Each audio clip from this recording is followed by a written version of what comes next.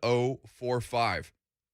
So I want to start with Thursday Night Football because there was so much from that game, and I'm going to tie it into a locally centric topic because, one, I talked about how yesterday I'm really enjoying the Panthers as like my side team.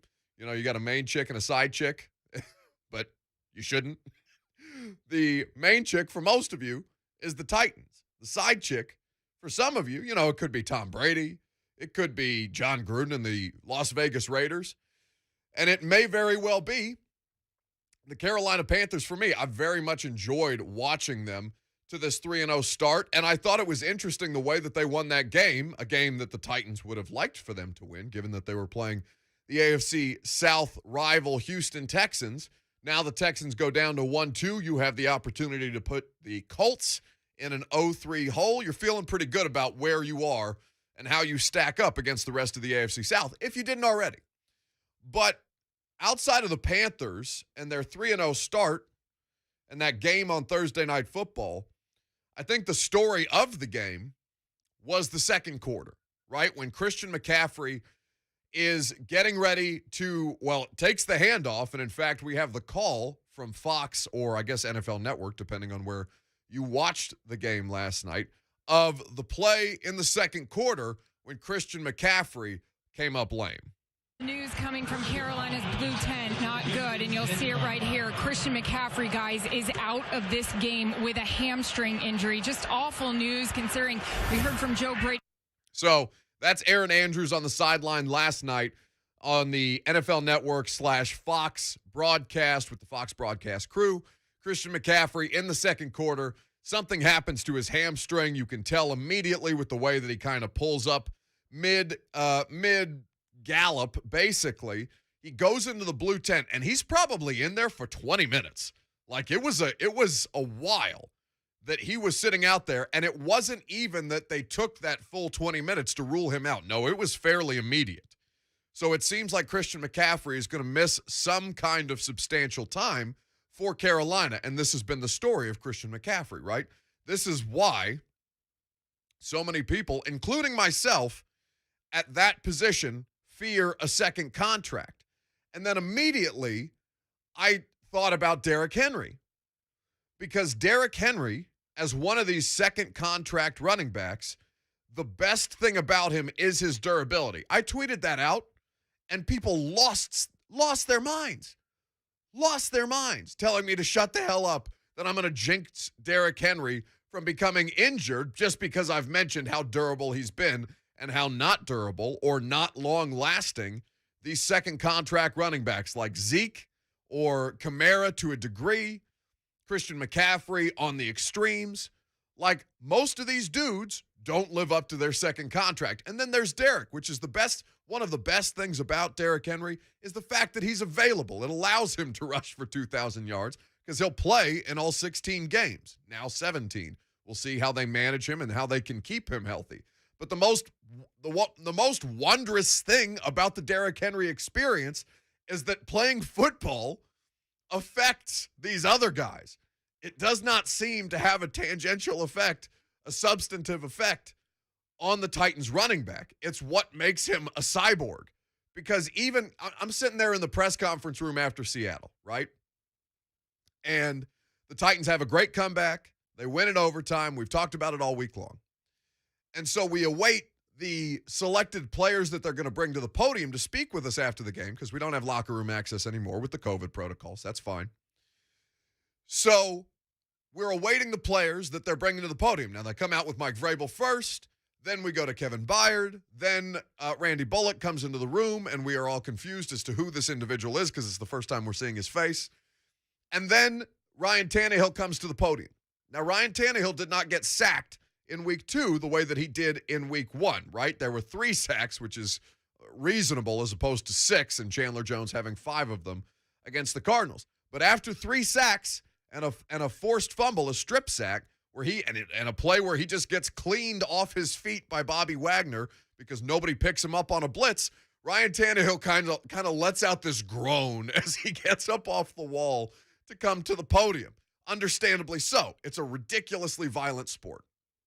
And then there's Derrick Henry, who never once shows any sign of soreness, and we don't know what he's feeling after a game, and I'm sure it's a much different experience than what he lets on, but Derrick doesn't miss time. The only time that Derrick Henry has missed a game since becoming the full-time starter was the 2019 season, if I recall. It was a Week 16 game against the New Orleans Saints, and it was the rare game where it mattered none for either team to win or to lose that game based on how late it was in the season and the lack of impact across conference games. And it was something that they could afford to sit Derrick Henry, and they almost won that game if it had not been for a non-call on, I can't remember the DB who just, I think he concussed Khalif Raymond, forced a fumble, and that allowed the Saints to take over while the Titans were getting ready to drive for one of these Ryan Tannehill game-winning drives that they tend to do at least 10 times in the last couple of years. But what makes Derrick so remarkable is that the availability is unprecedented for a player at that position. And I don't know how long it lasts, right? We don't know how long. We don't know when the drop-off is coming for any of these professional athletes. We just know that once it happens, it's clear and obvious to anybody. That's why Derrick Henry and people like Tom Brady at his age playing quarterback are such anomalies, because you wait and wait and wait for it to happen, and it just doesn't seem to go. Now, there's obviously a big difference in age between Derrick and Tom, but you understand my point, given how much more violent and how much more physical the playing of running back is. So for those people who would be concerned just because we're talking about it on the air, that would immediately lead Derrick Henry to be jinxed because of injury, it matters not what we're saying about it. It matters that he's able to do it and that he's done it to this point, and that I'm curious to see just how much longer Derrick Henry can stiff-arm football, the physicality, the wear, the tear, the sapping of your athleticism that seems to happen in this sport. Keep stiff-arming football and its effects the way that he stiff-arms Josh Norman by physically picking it up and throwing it away from him. Because it's just the way that he plays. 615-737-1045 is how you guys get in on the conversation over the course of today. Outside of that, I was fascinated by Sam Darnold, because they did struggle after McCaffrey went down. Their offense kind of took a dip. They were moving pretty much at ease against the Texans, and that defense is nasty, by the way. Brian Burns is just a freak coming off the edge. They have a lot of really, really talented front seven players in Carolina, and one of them, by the way, is Daquan Jones, who's had a pretty good season to start so far. But with Sam Darnold, he's one of these first-round picks at quarterback. In fact, he was the third overall pick at quarterback not that long ago, and he's already on his second team. And his first team, he was drafted by – was he drafted by Adam Gase? I can't remember if he was drafted by Adam Gase or if Adam Gase came in after Sam Darnold. I think that Adam Gase was on the staff that drafted Sam Darnold, if I recall correctly. Regardless, Adam Gase is fired, and Sam Darnold looks like a hell of a lot better quarterback now that he's gotten out from under Adam Gase's clutches. We put this on a poll on Twitter. Is Adam Gase the most toxic coach in all of the NFL? Because I saw a Kevin Clark tweet last night that says, you think the Gase thing is funny, is a funny little meme because Ryan Tannehill and Sam Darnold improved after Adam Gase, and because the Broncos won the Super Bowl immediately after Adam Gase left. Then you see he left LSU after 2002, and they won the national title in 2003. Then you realize how deep it goes. His tweet goes on to say, I regret to inform you that this is not a joke, that Adam Gase's Michigan high school, Marshall, won the state title in the first season after his 1996 graduation. Adam Gase is toxic to NFL quarterback play across college, across high school, and across the pros. And I'm certain that we can all look at Sam Darnold, Ryan Tannehill, and all the other things that Adam Gase has come into contact with, even Peyton Manning, and say, you know what? There's probably a reason that he shouldn't be getting any more jobs, even if Peyton Manning is the one who helped him get the Jets job. That is one of the most ridiculous trends that I've ever seen in football coaching. He's the anti-Tom Brady. Wait, Brady just wins in every Everywhere city? Brady grew up in San Francisco when they were winning Super Bowls. He went to Michigan, winning a national championship. He goes to New England. He goes to Tampa Bay. And it's not just the teams he plays for. It's the teams around him, too. Just in the vicinity of where he lives. The Red Sox in Boston. The Bruins. Tampa Bay, the Lightning, winning the Stanley Cup. Tom Brady wins championships, follow Tom Brady. Heartbreak and loss follows Adam Gase on the field. Championships winning, covered in glory is Tom Brady Yes. in every city that he is born into or deigns to grace himself upon. Whereas Adam Gase is just this black cloud of suffering and ruination of quarterback play. He did not draft Darnold, though. He did, that's what I thought. He took over in 2019. Darnold was drafted in 2018. And I don't remember who he replaced at the Jets. Wasn't it, my guy who's like 110. He's Fitzpatrick before Fitzpatrick. You know who I'm talking about. He's got a brother that was a backup quarterback for the Saints for a while. Oh, it was Todd Bowles. No, not.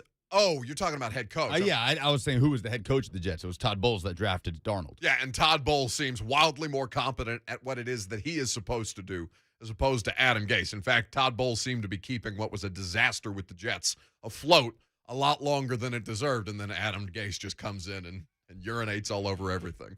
615-737-1045 is how you get involved in the conversation. King Jon Reed is going to join us coming up next, but first we'll go to Bill, who's in Spring Hill and wants to talk about Derrick Henry. What's up, Bill?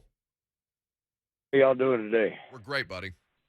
Beautiful day in Middle Tennessee. Hey, man, real quick on the Derrick Henry issue. I mean, this guy he's physically built. He is a very strong running back. Everybody knows that. Not too many people want to go up against him head-to-head and try to do a straight tackle with him because they know what's fixing to happen to him. But he is only as good as his offensive line that can create those seams for him to get through, but he also has the ability to see when the seam closes up and then move on, take another route, and boom, what does he do? He takes another route. All right, that's it, guys. I'm going to listen to you. We'll see you later. Hey, thanks for the call, Bill. 615-737-1045. No, in fact, I think that Derrick Henry's offensive line, and this is I don't want to do this, right, where we have the Tannehill versus Henry, who matters more for the Titans offense conversation. I don't want to do the who matters more for the Titans running game conversation between the offensive line and Derrick Henry, even though I think it's vastly more Derrick Henry, because I don't want to take away credit from those guys who are executing what they're asked or trying to execute what they asked. The difference is if they screw up their blocking assignments, Derrick can still cut it for a big one because he's a monster, because he is a game-changing player, and it's rare that we see that at the running back position in the league right now. When we come back, we'll talk about what's going to be rare for the Tennessee Vols.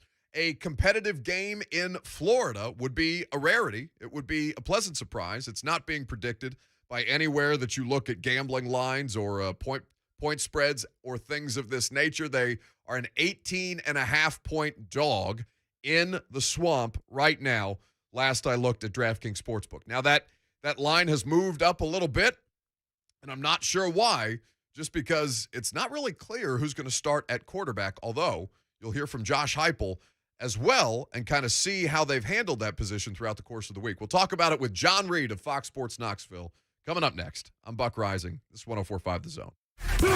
Talking Vols this season on the 3HL is and will be an experience. Let's go Vols! I can't wait to work a football season and see how Tennessee does with Ron Slay on this show. Yeah, just. I cannot wait. Oh, when they don't play well, he'll let it rip. Oh, I know. Yeah, And it's going to be like must-listen to radio. Yeah, I mean, just go ahead and talk it the Monday after the Florida game. Oh, God, that's going to be a debacle. The 3HL with Brent Doherty, Don Davenport, and Ron Slay. Monday starting at 3 on 104.5 The Zone. I am also going to be listening to Ron Slay the Monday after the Florida game.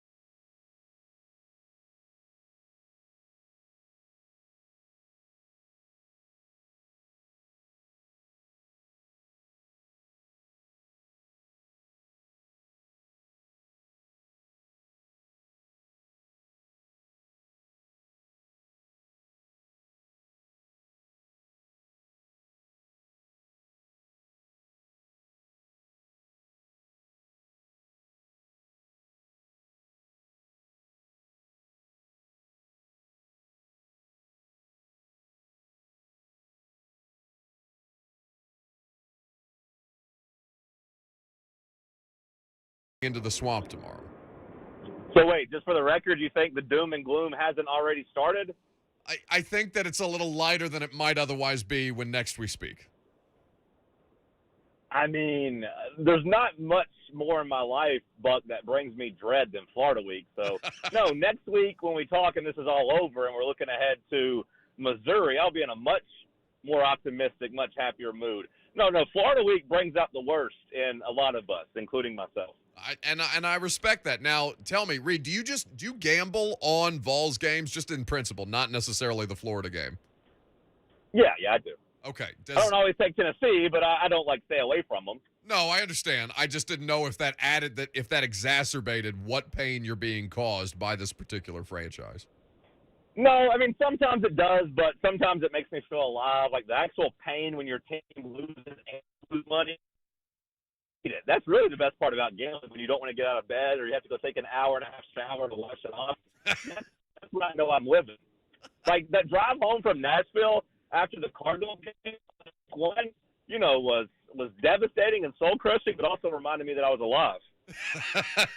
Well, whatever gets you through the day, buddy. Jon Reed, Jon _Reed here with us. Fox Sports Knoxville is where you can hear him on a regular basis. Okay, which quarterback gives them the best chance? Because it sounds like it's still going to be Hooker based on what Heupel has said throughout the course of this week. Do you think that's the best option if they're both right?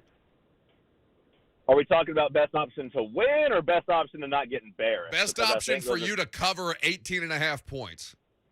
The best option to cover is probably Hendon Hooker. The best option to win is, putting Joe Milton in there and praying he hits a couple of deep balls finally, because, I think the ceiling is higher with Joe Milton. We've kind of talked about that for a while. And the floor is also much lower with Joe Milton when he's overthrowing everyone and not being able to hit open passes. On the flip side, I think Milton, with Hooker, you saw last week, he's not much better on the deep ball, but you'll always take an underthrow on the deep ball where the receiver can adjust and come back and try to catch it versus it sailing 8 yards over his head.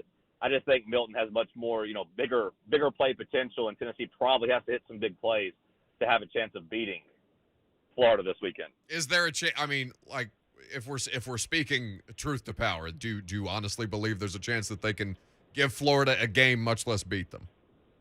Yeah, no, I do think Tennessee can give Florida a game. Now, beat them probably not, but I do think we underestimate emotion in college athletics. I mean, when we break down the games, when you're watching it, you see the emotion, you see the atmosphere, you see the players' hype. All of that is stuff we look at after the fact and acknowledge. But before that, heading into the game, we don't talk about it as much. And I just think it's going to be tough for Florida to get up at the same level. Tennessee should probably be up for this game, based off of last week and, playing Alabama the week before. No, and I think we talked about that on Monday or maybe Tuesday, a couple days after the game, just kind of, being interested in how much, if at all, the SEC kind of, or really even college football kind of opens up a little more, just because Alabama looked mortal for 3 quarters and Florida was a big part of the reason why. From my standpoint, I completely buy into the idea that it would be difficult for Florida to match that kind of intensity and for Tennessee to kind of capitalize on what could be just a little bit of, frankly, of exhaustion, because that was one of the most interesting results of the weekend, Reed. Even though Alabama won again, as they always do, it was interesting to see the way that Mullen was able to exploit them on the defensive side of the ball, and I don't know whether that's something that you can kind of coach your kids up again to do when you know that the opponent, when you're going in thinking that the opponent is inferior. I'm just running through through the Titans prism because I've seen it a million times. Oh, yeah, no, 100%. And, don't get me wrong, Florida is much better than Tennessee, especially with the way they played against them. But can you get that every week? And for the most part, you can't. Only a couple coaches can.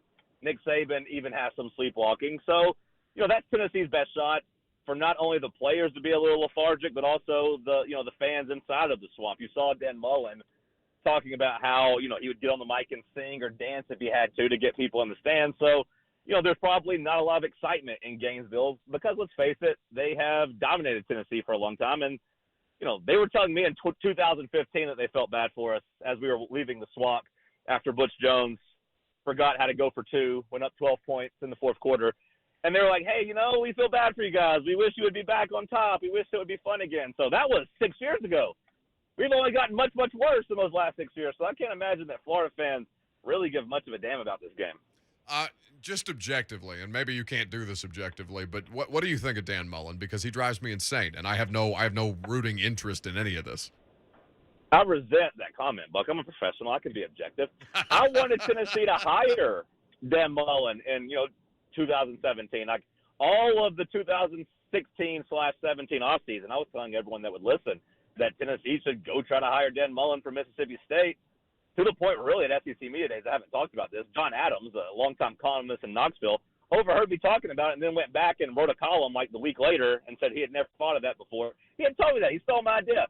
So just to set the scene, I am a Dan Mullen fan. Do I think he's a little corny? Yeah, he is.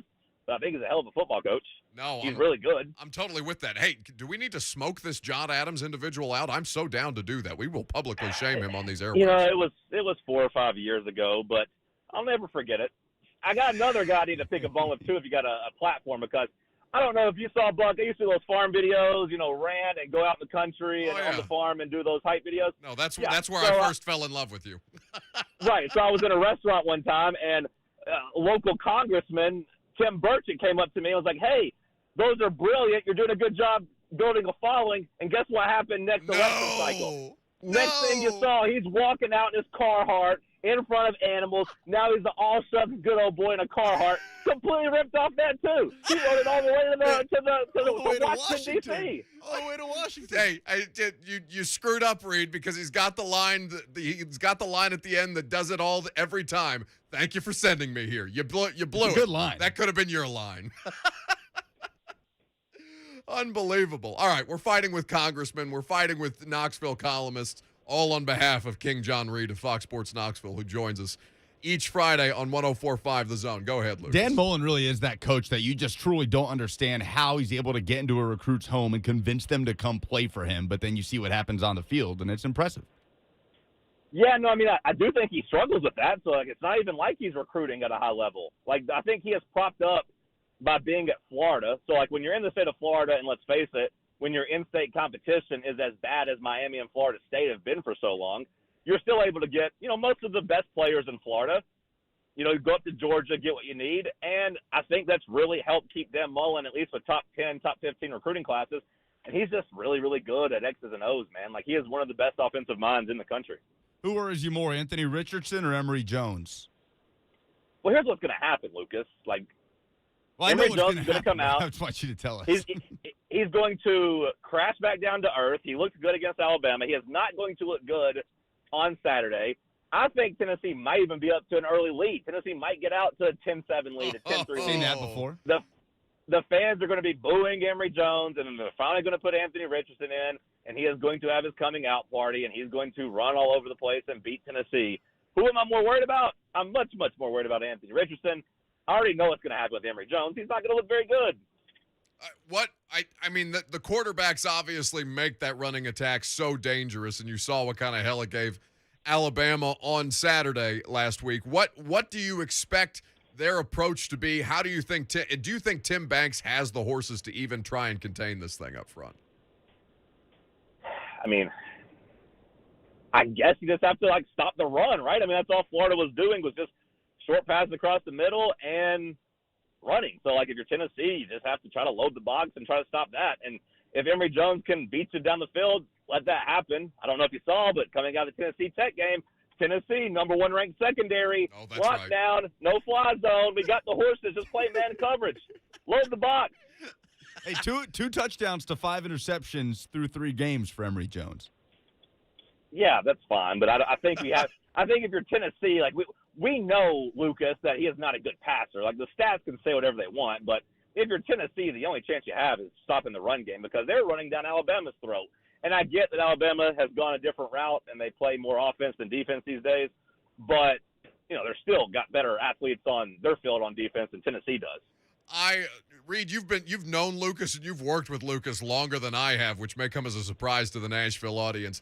But I've been shocked to see the kind of transformation that he's undergone behind the glass in there during the course of football season. He's spitting with rage at Shane Beamer, calling him a whiner. He's getting excited because the offense with Tennessee is using tight ends, and he's losing control of his emotions back there. I fear for his sanity and frankly for yours come Sunday morning after the result of this game. No. See, that's the difference. I'm a little bit older than Lucas, or quite a bit older, actually. So I know what's coming. I don't really have any optimism. Lucas, it's impressive that he has optimism because he can't have seen more than four Tennessee wins all time against Florida. I've seen one, John. Lucas? I've literally seen one. I've seen one. Okay. And how long? It was Since 2016. I was not conscious to Tennessee football enough in 2004 to enjoy that win. It was 2016. Well, that's what I'm saying. No, that's what I'm saying. Like, how many years have you followed? At least it's like, what, 07, 08? So 05 was probably the first season that I was fully in for the first time. It's gross. I can't get him to put the needle down, Reed. It's sickening. Sometimes you just have to have an intervention with these guys.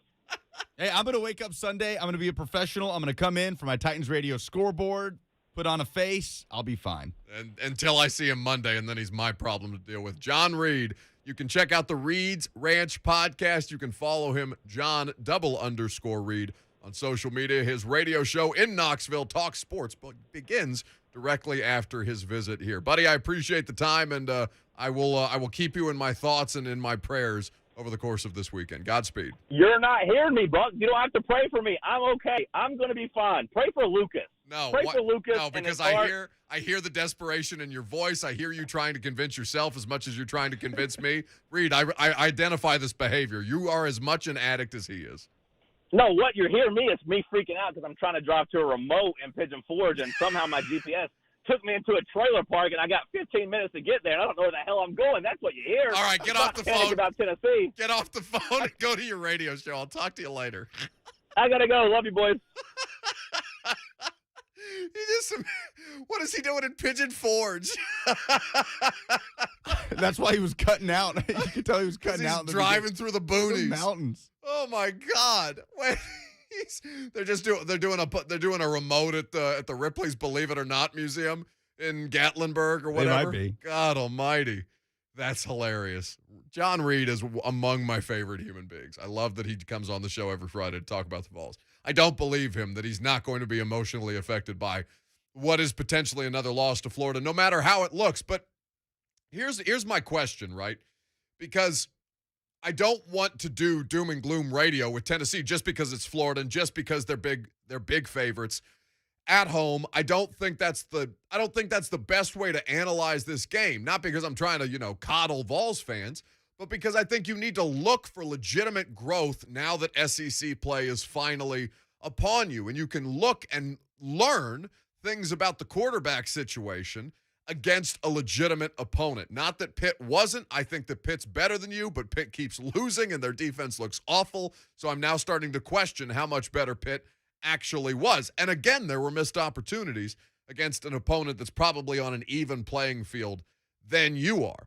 So I'm looking at this upcoming game on Saturday, and I understand what Reed's saying. You'll feel better about your odds going into Missouri week. You'll be able to rebuild your confidence and keep things on track once you get through this game. But in this game, in a hostile environment, in the first time or in the first season post-COVID where there will be full-throat fans in the swamp, how do you see the operation of the offense handle itself depending on who's under center? So the question for the audience is this: who gives you a better chance?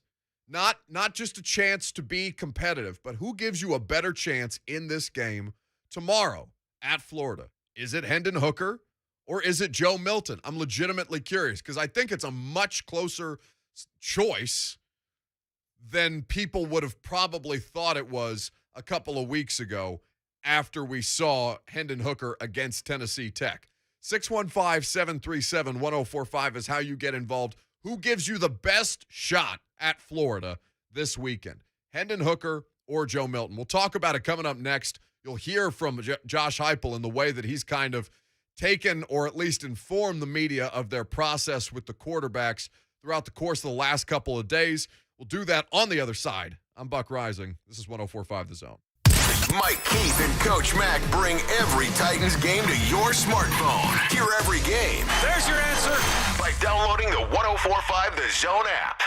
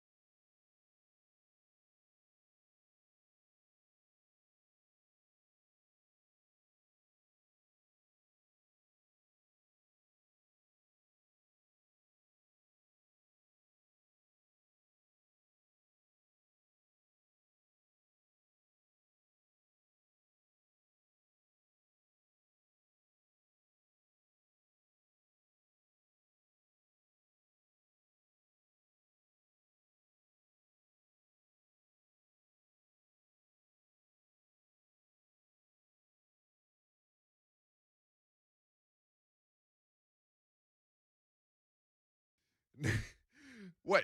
Do you want to tell the people what you said to me during the commercial break and why I'm upset with you? Okay. I said back in the day, people used to gather to watch public executions. And why do you think I'm upset with you? Because I didn't say it on the air. Why are you so much funnier when we're not doing the show? I have no answer for this. You asked me what time the game was. And that's the result of my inquiry about simply what time the game is being played. Yes, it's prime time, baby. People used to gather for public executions. That is such a perfect line. No, it's a very self-deprecating. I do think this has the potential. If things go right for Tennessee, it's just to make it a 4-quarter game. That's the baseline. That's all they need to go in with the mentality with. Make it a game on the road in the fourth quarter. It just depends on which quarterback allows them to do that. Yeah, so which quarterback gives them the best chance to win? Or at least the best chance to compete. I think it shouldn't be two different things. I want whoever they start at quarterback, and it sounds like Josh Heupel. In fact, before we go to the phones, let's hear from Josh Heupel because he's kind of had an evolving position on this throughout the course of the week. This is from Channel 6 in Knoxville, I believe, courtesy of Channel 6 in Knoxville. Josh Heupel's press conferences and comments about the quarterback. Is healthy? Is he your starter, or do you have a quarterback competition this week? I never speak in hypotheticals. Got a little bit of work last week. We'll find out where he is in particular, Tuesday, Wednesday here, and see where we're at that point as far as whether he'll be able to play or not. Don't have an update on the quarterback status right now. Joe's gotten some work here during the course of the week. We'll find out more tomorrow with him, but some of the other guys that maybe you didn't see last week, anticipate most of those guys being able to play, though, when we get down to Gainesville. Has there been any thought into playing more than one quarterback in a game? No, right now we're not leaning that way. So they're not leaning that way ahead of Florida, not playing two quarterbacks, so it's likely that who they ride with at the start will be their guy at the end unless it's a blowout and you want to get Harrison Bailey some snaps and try and salvage whatever the hell that is, because that seems to be a situation where he's clearly third on the depth chart. But who gives you the best shot at Dan Mullen and the Gators? It shouldn't be who gives you the chance to be the most competitive. It should be one thought process simply. Who gives you the best opportunity to try and cause an upset? And I know we've made some jokes about that. We know how unlikely that probability is, but that's what you're going into this game trying to learn about your football team. Can they have the mental toughness? Can they survive what will be a pretty daunting task with the second best team in the country?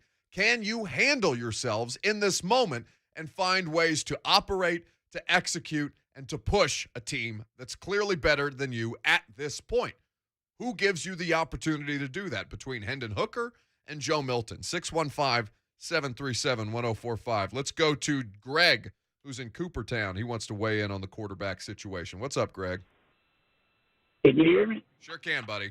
Can you hear me? Yep, you're on the air. Hello. Can you Sorry, not? man, I can't hardly hear you. I got you now. Okay, go ahead, Greg. Hey, it's got to be Hooker, man. Seriously. Why? Gosh, he just so much more accurate, and it looks like he can read your defenses a lot better. And I think, Greg, appreciate the call, 615-737-1045. I think that my biggest observation about Joe Milton when he was playing is that I did think he wasn't putting them in positions. Like, he wasn't bad at reading the defense. He just started to take more of what the defense was allowing him to take and not trying for the long ball every time, focusing on more of those in-breaking routes. I thought he played a better game against Pittsburgh until he ended up getting hurt as far as not putting them in costly positions.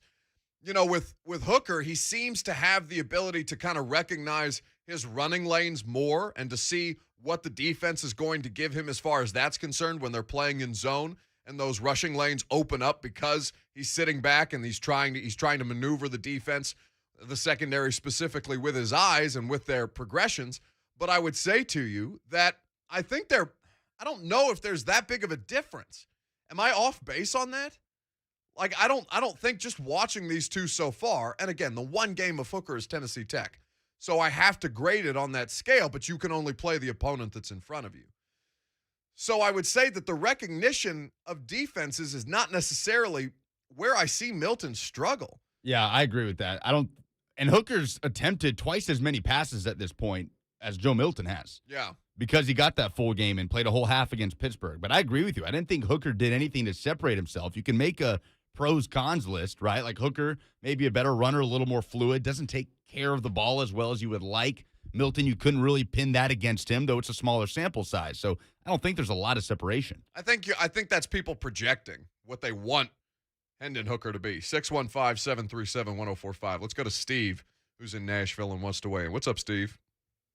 Guys, thanks for taking my call. I think Hooker is a really good quarterback. He really is. I think that Tennessee will be down 14-0, and they're going to need something special.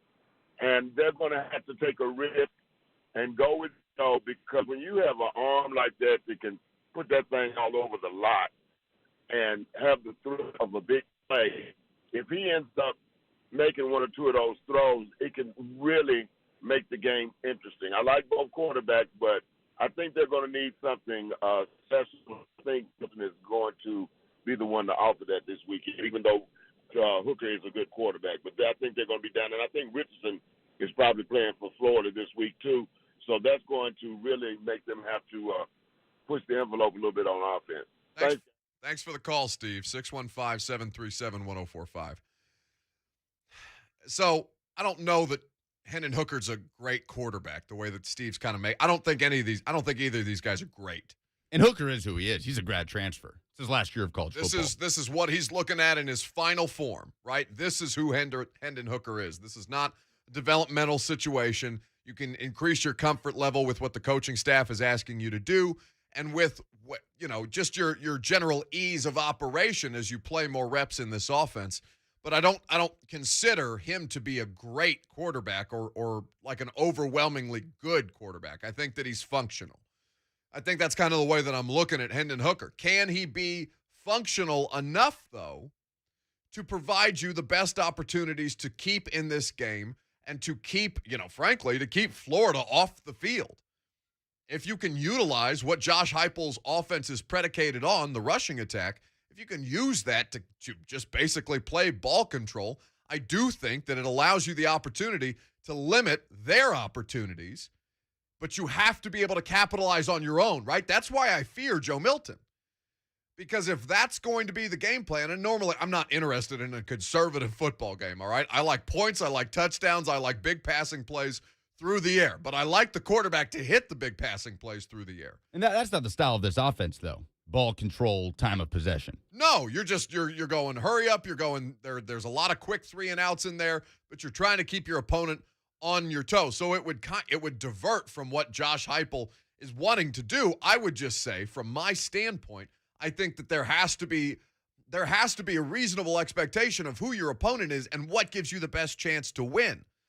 Does that style of play need to basically transcend no matter who the opponent is? You know what I'm saying? Like, I want them to be able to be fluid with that, even if it goes against what their bread and butter is as a coaching staff. They have to be able to adjust to that. No? That just sounds ridiculous to me, that that's the approach that they would take, that they're going to try and outgun Florida. It seems like a fool's errand. No, put yourself in a chance to succeed. I mean, tempo is what Heupel has in his back pocket. That's his style of offense. He's not going to go away from that. That's just what they're going to do. It's going to have to be efficiency. That's the way Tennessee beats Florida. But if you can't trust the efficiency, don't you have to adjust the tempo? Because tempo doesn't outright win you a football game. It can be an advantage, of course. But that's what I'm looking for out of Josh Heupel. I want to know that he can be adaptable. I understand what it is that makes him Josh Heupel, what it is that makes that staff and that offense what they want to run. I get that. Can you not have any flexibility? That's the hardest thing. That's the hardest thing about preparing for Tennessee is preparing for the tempo. That they're going to have to ride that all season and throughout the Josh Heupel era. There can be tweaks, but they're never going to shift to a line of scrimmage, control the ball, grind out 7-minute drives type of offense. It has to be a big play, quick hit, get 90 plays through 4 quarters offense. He's gonna live or die on that. And I mean, I don't. There's no evidence to dispute that notion.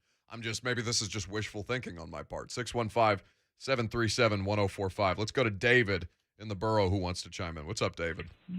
Hey, how you guys doing? Thanks for taking my call. So just what you're talking about, the efficiency, to get that efficiency that you're alluding to, you got to have some positive yardage and completions. Heck no, there's not going to be a deep ball threat from our Vols this weekend. I'm sorry. We've seen that in the Pip game, and to the previous caller, the deep ball, listen, we can talk all day about the 2 that could have been there. Let's talk about the 5 or 6 he overthrew to begin with that could have won them that game possibly. There's just there's nothing there to be gained from the deep ball. So what you got to have is the short yardage passing plays to be completed and gain those couple of yards and then rely on your running to get you the first downs. Got to have positivity to get that efficiency, but no, between the 2 quarterbacks, I think you got to go with Hendon Hooker for that efficiency. If you want efficiency, you got to go that route. If you go with Milton, he's going to try to throw it deep, and if he tries to throw it deep, we're going to get a repeat of what we've seen from the Pitt game, and I don't think that's what we need in this game. If we throw it deep like that and we give up those, basically give up those downs, you're shooting yourself in the foot for any type of efficiency, and the tempo goes straight down the drain when you don't have that efficiency. So that's my hot take for the day. I think you go with Hendon Hooker for the efficiency side and try to keep that tempo by having positive yardage plays for your efficiency side that you guys are alluding to. So that's my take. Hey, David, I don't think it's a hot take. I think it's a nuanced opinion. I'm inclined to lean that way myself. We'll continue this conversation coming up next. I want to dive into this a little bit more because I think what Lucas brings up is interesting. The style of play being the thing that's Tennessee's best asset right now, the thing that we're discussing makes Tennessee difficult to prepare for, is that you're simply going to have to keep pace with them. But what the caller brings up, I think, plays into that same notion. So we'll talk about it coming up next. Who do you think gives the Vols the best shot at Florida tomorrow in the Swamp, primetime, ESPN? We'll talk about it coming up next. Don't forget, Chris Sanders, former Titans and Oilers great, at 11:20. Coach Dave McGinnis at 12:20. A lot of Titans and Vols to talk about over the rest of the show. I'm Buck Reising. It's 104.5 The Zone. The Titans have their first division matchup this weekend, and it's against the Indianapolis Colts. Buck Reising and the Lee Company countdown to kickoff. Sunday morning at 9, followed by the kickoff at noon. He accelerated. He did. He split that thing. As soon as he saw a little grass and stripes, he split it. On your flagship for Titans football, 104.5 The Zone.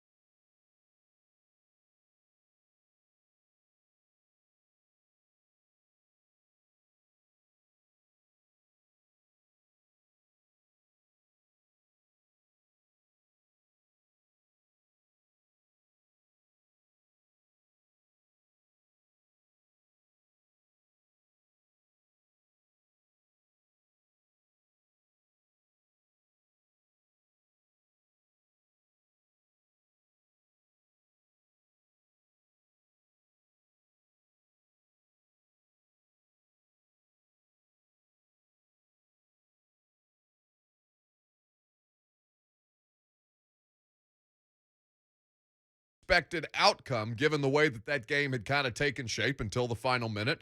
And there was a fumble caused a fumble recovery, and the Ravens go on to beat the best team in all of football. So this is why we watch the games. You can hang your head about it heading into the week of. You can be doom and gloom, but there's no fun in that. So why not just talk about the game itself? We're going to also get to how the Vols should approach this Florida run game here in just a second. You'll hear from defensive line coach Rodney Garner. But why don't we start with Nick in Lebanon, who's been waiting patiently and wants to chime in today. What's up, Nick? So much, brother. How are you? I am great. Good deal. I did want to bring up, I did read an article yesterday that Tennessee has the fastest offense in the country, running 3 plays every 1.03 minutes, just ahead of Utah State, who has a very quick offense as well. But that can also mean terrible news for Tennessee, given this rushing attack of Florida the ball more if we can't move the ball. So I want to touch on Joe Milton because I do not see any more progression in this guy. What you see is what you get. And I hear a lot of people saying he has a long, deep ball. He can throw the ball. I just don't get it if you cannot get it to the receiver. It's almost like using a driver on the green. It's useless. Why fix what isn't broken? Hendon Hooker, I'm not saying he's great, but he is giving us the best chance to win. And if we cannot succeed with the little short dink and dunk kind of 6 yards on first down, we're giving Florida the ball way too much at that point. Because what's really going to win us this football game, if we even have a chance to come close to winning this game, is succeed on first down with this high potent offense. I'll hang up and listen. It's a completely reasonable assessment, Nick, and I think that's the way that a lot of people are looking at this, right?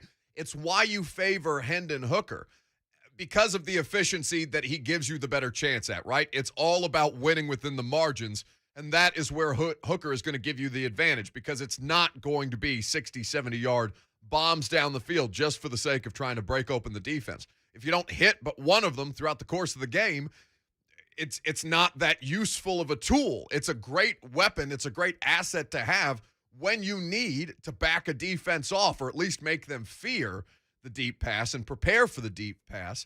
But it is not at all effective when they know, and everybody else knows, that you're going to overthrow the receiver by 10 or 15 yards. And that's being generous, because sometimes he overthrows them more than that. And he's been taking majority of first-team reps this week, Hendon Hooker. Yes, and so that is it. It's trending that way. Whether it be because Joe Milton may not necessarily be at full health, or because the coaching staff is recognizing for this particular opponent, this is probably the best approach. Now, on the other side, you look at what Florida wants to do. Florida wants to grind you to death with this rushing attack, with these quarterbacks, both of them, who you're probably going to see in some capacity, that are going to make you pay on the ground. The passing game is not how they win. It is through the running attack, and you saw them give Alabama all kinds of problems in that SEC championship rematch this past week. So Rodney Garner, who's probably the Vols' best recruiter, is their defensive line coach. He has you in the money for the top recruit in the country next year. All of these great things about Rodney Garner. And his unit appears to be coached up well. They appear to be sound. They appear to be disciplined. And we'll see how that holds up against Florida. He was asked about this earlier this week, and this is what the Vols defensive line coach had to say. Well, obviously they're a two-headed monster. With Emery and the Richardson kid, they're both very good. They're both dynamic runners. Actually, 15 may even be more dynamic, as far as just pure elite speed. But Emery's a seasoned veteran. He's got 3 years in that system, so he totally understands what Mullen's trying to do. They do a great job with the Q power, the counter, the reads.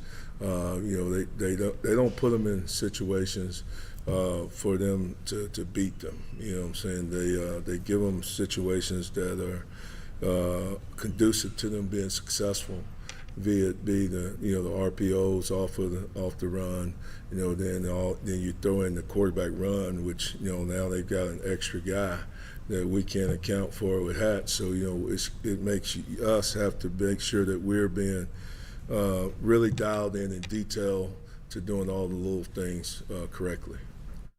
It's Rodney Garner, the Vols defensive line coach. He's talking about this Florida rushing attack and what his unit, his group, has been focused on trying to rein in. It is a problem. That's why they are so successful, because they have multiple guys who can execute this versatile running scheme and make you pay. Especially if you overcommit. Now, here's the biggest thing about explosive runs, right? Something to remember when you watch the NFL, when you watch college football, when you watch high school football. Something that I keep in mind every time I watch Derrick Henry. Explosive running plays, chunk plays on the ground, so often are caused by missed gap assignments by the defense far more than they are by exceptional run blocking in front of you. That is where you get burned as a unit. If you do not swarm tackle, if you over pursue your rushing lanes, get too far upfield, they run a draw play on you, and now you're bleeped. These are the kinds of things that run-based offenses, certainly this kind in college football, will take advantage of your defensive line group if they do not have that discipline.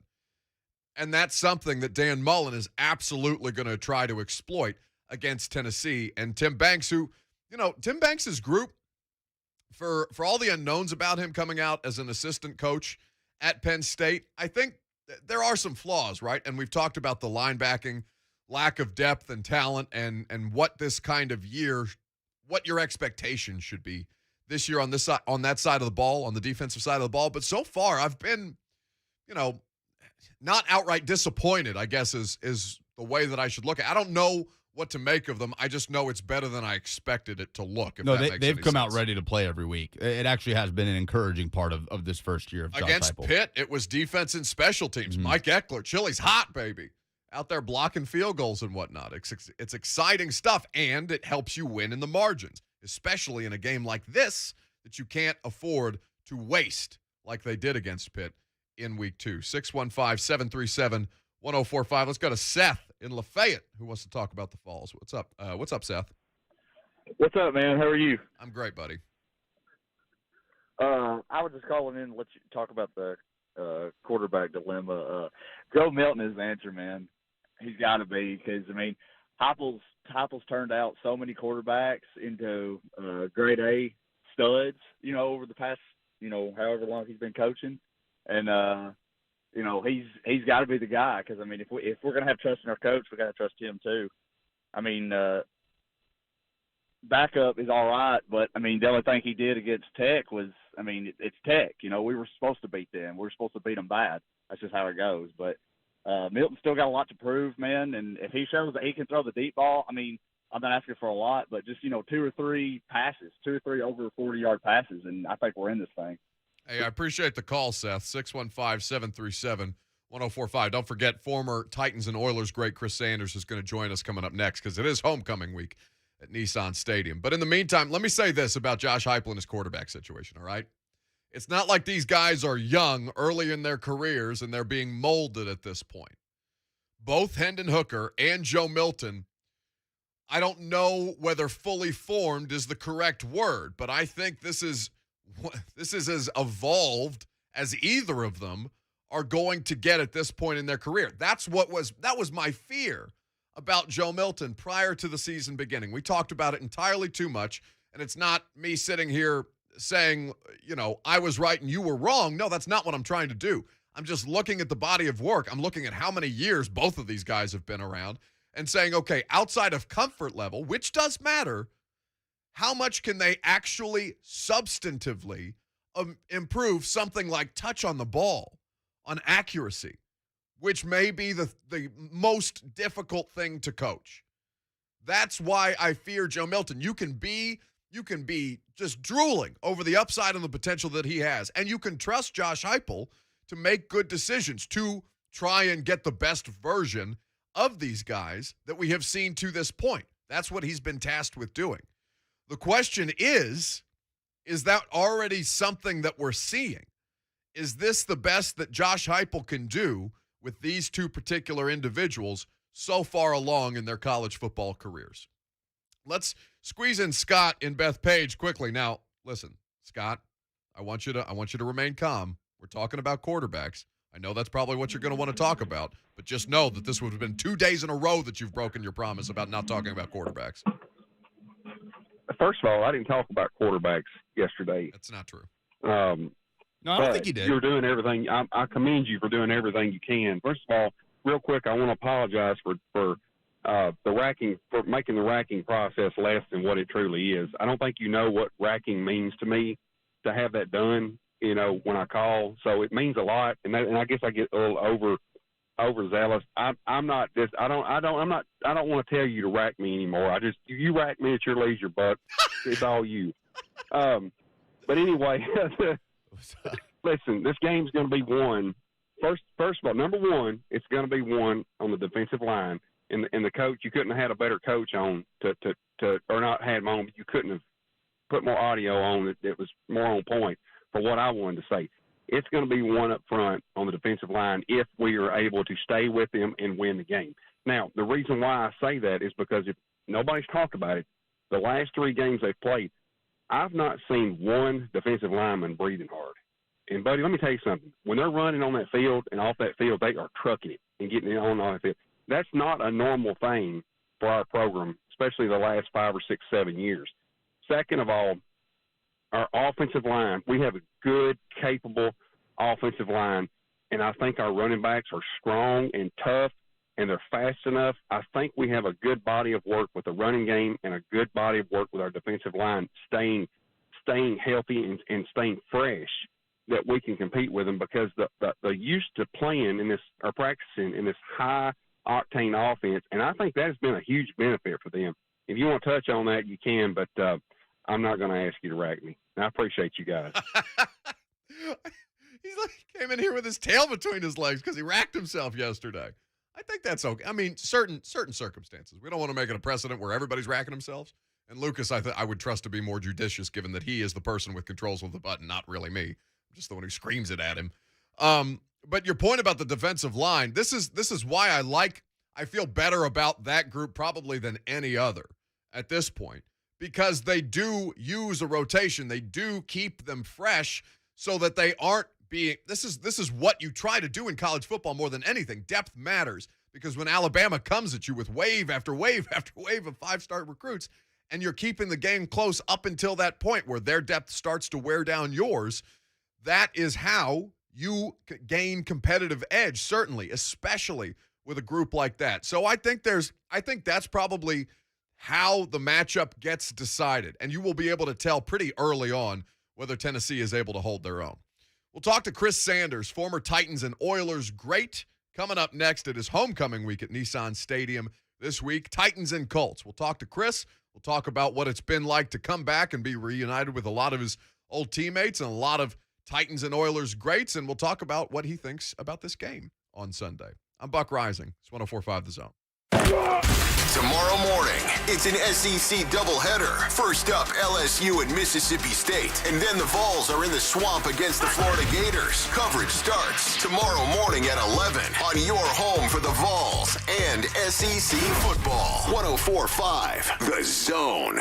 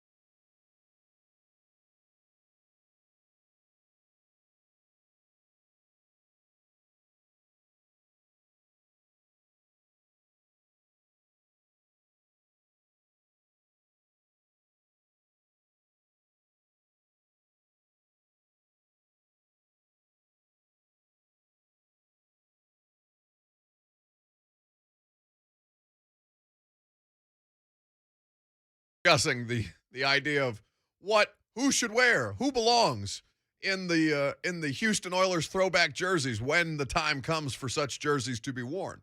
And I think, and he said, the Titans because they own the rights. And I think just as soon as you saw Warren Moon, Oilers legend, at a podium in Nashville, I think that kind of ends the discussion. Yeah, how do you think our buddy over in Seattle feels about it? I don't care. I just don't. I don't care what anybody thinks about this. This is such a dumb thing that continues to proliferate sports talk conversation. Anyway, speaking of sports content, Carson Wentz is practicing today. That report has come out from Zach Keither of The Athletic. A bit of a surprise, Colts quarterback Carson Wentz is practicing, which means starting Sunday in Tennessee could be in play. He adds about 2 minutes ago. Even more of a surprise, Wentz is moving around fine in individual drills, throwing completely normal. This bodes very well for Sunday. So Carson Wentz, after all that talk about Brett Hundley and Jacob Eason, it looks like Carson Wentz is very much still in the mix. Now, Carson Wentz got twisted into a pretzel by Aaron Donald, and this was the play that caused him to injure not one but two of his ankles. But it sounds like that he will be available going through practice today for Sunday in Tennessee, and that will make this matchup a little more interesting, given that I don't think he's going to be moving that well if both of his ankles are bothering him. In the meantime, we'll talk to former Oilers and Titans great Chris Sanders, who joins us on the line right now. Chris, buddy, it's good to catch up with you. How we living on this Friday? Man, I'm doing pretty good. But you know how we got to start our conversation at is, I'm jealous of your voice. You got the radio voice, and I got to get it, man. I mean, what do I need to do? I've been drinking coffee. I've been drinking A&W root beer. I mean, what can I do to get the voice, man? Heavy smoking and drinking, Chris. I recommend tequila. That's where I would start. I think it just it's eroded my vocal cords, so that's why I sound this way. I don't know what it's going to look like in 20 years, but right now we're killing it, baby. Man, how you doing? You doing good? You enjoyed that game last week? Man, that was something else in Seattle. Man, wasn't it? I could not. So let me talk to you about this, Chris. Let's start there before we get into the game.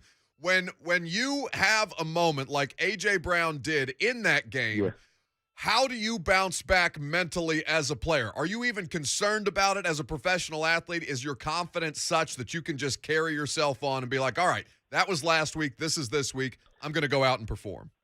Yeah, number one, you got to have amnesia, especially as a receiver. You definitely have to have it. But number two is it starts on Monday. Yeah, you always see the wide receivers catch the jug machines and, doing catching drills with their coaches. You're going to forget about that when A.J. Brown catches a 70-yard bomb against the Colts. So, every receiver drops the ball. Even the best Hall of Fame wide receivers like Moss and Jerry Rice, those guys drop balls. But what made them guys so special is because they forgot about what they did and they focused at the task at hand. So with A.J. Brown, he just got to focus on the Colts and not focus on him dropping balls. Because when's the last time we ever saw A.J. Brown drop 2 or 3 balls in the game? The last time we really saw him drop a ball was against last year, the Colts. Yeah. But I think he's going to focus this game and make some big plays for the Tennessee Titans. So take us into the Sanders home. Where were you watching the game? How did you react to it in the second half? Because that's one of the most improbable results I've ever seen, Chris. Actually, I was at football practice. I mean, I went back and watched the replay. But this is what I learned about the Tennessee Titans is, everybody's been saying it, every sportscaster has been saying it, this is a resilient team. When they played against the Arizona Cardinals, they struggled and they looked lethargic and all this. But here's the thing that I love about this team is the makeup of them. When I say the makeup of the team, the identity of the team, these are guys that even though they go through adversity, even though they go through trials and tribulation, there's a focus and there's an intent to say, you know what? Yeah, we made some mistakes. Yes, we dropped some balls. Yes, we didn't execute. But guess what? We're going to run through somebody's face. And then you get to the Seattle Seahawks.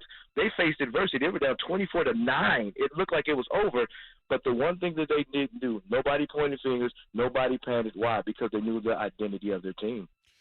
The great one, Chris Sanders, is here with us on 104.5 The Zone. We're talking about Oilers homecoming week because there will be a bunch of greats in the house for Sunday's game, and we'll get to that here in just a second. But I want to, Chris, that identity that you're talking about, that second half mentality, that is something that this organization, whether in Houston or in Tennessee, that has transcended across coaching staffs, across roster turnover. It's something that's embedded in what the Oilers-Titans franchise is known for. And I don't necessarily know why that is, because one would think it would, and there's nothing wrong with that. That's fantastic. Right. It's those intangible things, and I'm wondering what it is about the culture that this organization has had since the early days, how that has kind of carried across into this new iteration of Titans football that you see them having those same kind of approaches. Yeah, it's just the DNA that you have of the coach. I mean, look at Mike Vrabel. Mike Vrabel was a player. We went to the Ohio State University together, and everybody said that he couldn't make it. Everybody said he was too slow. Everybody said he'll never make it to the next level. Everybody said he couldn't be a great player. Now you look up and you see he's Big Ten All-American or Big Ten champion. Then all of a sudden, All-American, and then he gets to the Tennessee Titans and coaches. Everybody says he can't do this and he can't do that. He's always faced adversity, and he's always came back from adversity. So now you have a guy that went through trials and tribulations and understands how to overcome adversity. So what he's doing is he's taking his DNA out and injected it into his players with his words. So when you have a coach that's been through adversity, that's been through trials and tribulations, that's been through so many things, and you're relaying that to your players and say, you know what, we may be down, but you never should count us out. And it just bleeds through the organization. It bleeds through so many people. And in 1999, we had that same resilience. We had Eddie George. We had Steve McNair. We had Javon Curse. We had Blaine Bishop. We had guys that were willing to run through your lips, to run through your face, to say, you know what, our identity is, we started 8-8 before. We were 8-8. We were 9-7.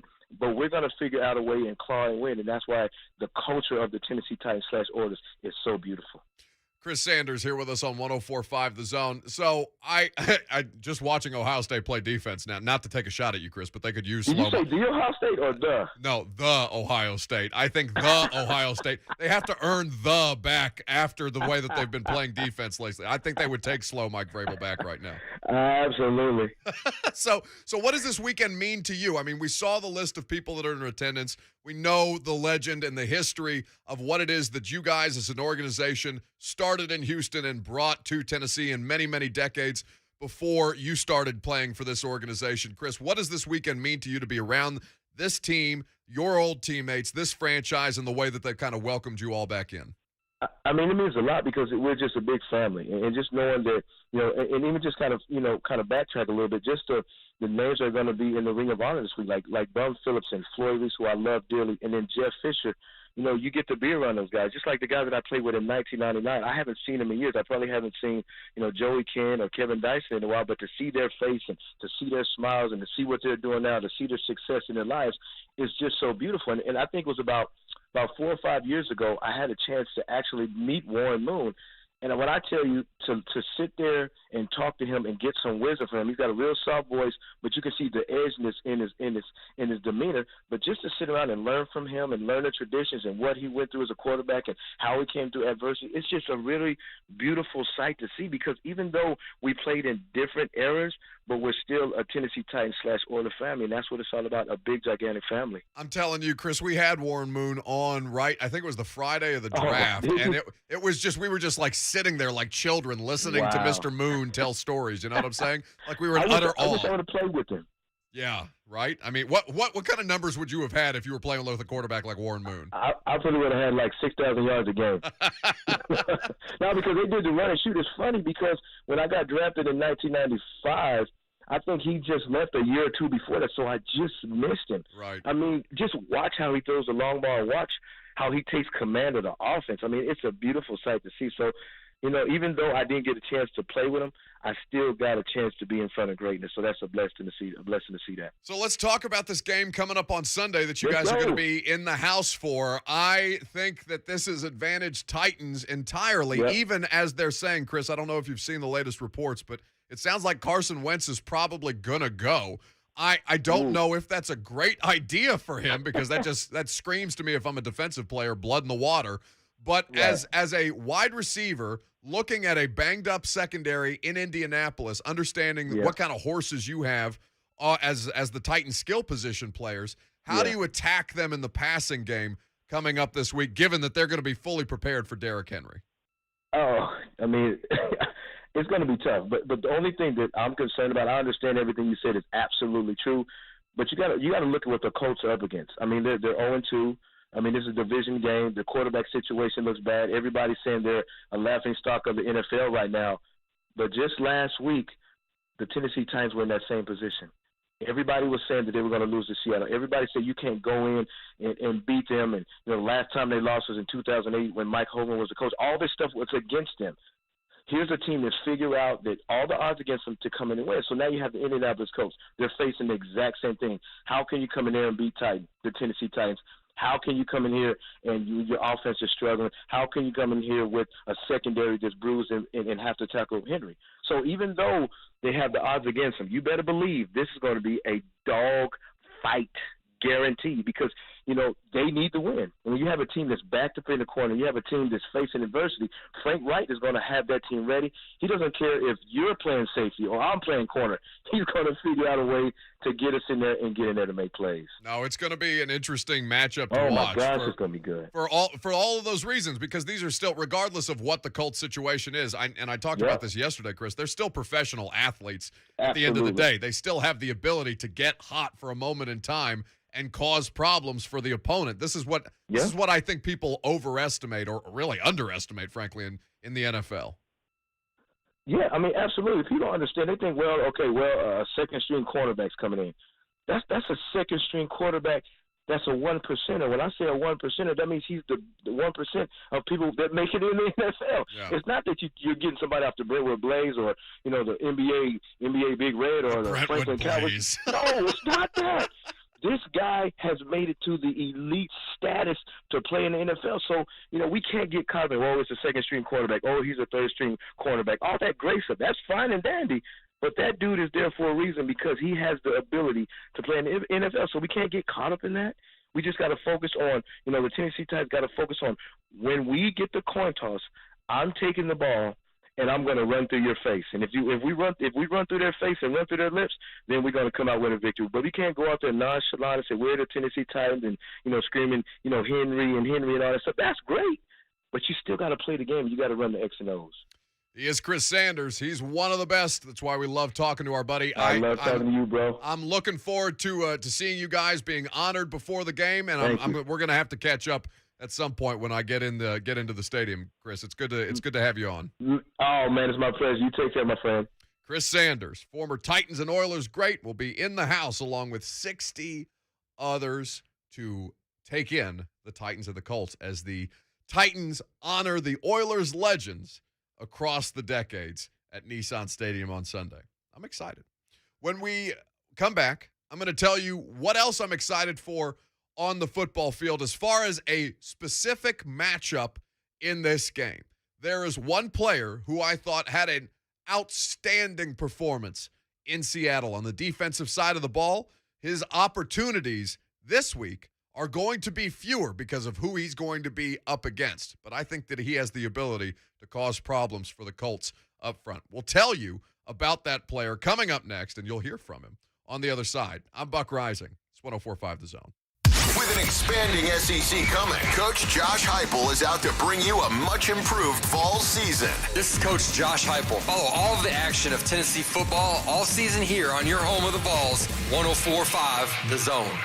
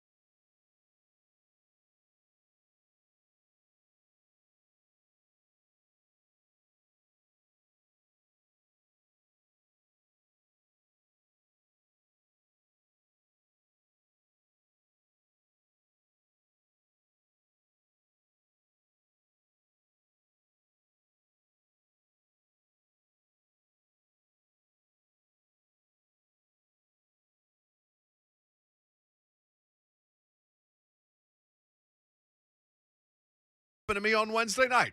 Why I didn't show up? I know that you were primetime ran late is what you said. I do not know the extenuating circumstances behind that. The extenuating circumstances were we couldn't get off the ground until 8:45 that night because of some issue with the video processing. I needed one clip that I had the whole show built around, and it crapped out on us. It took us. We had to. It's a whole technical process, and I'm not going to say inside baseball because I'm not going to pay a dot. Well, you know what?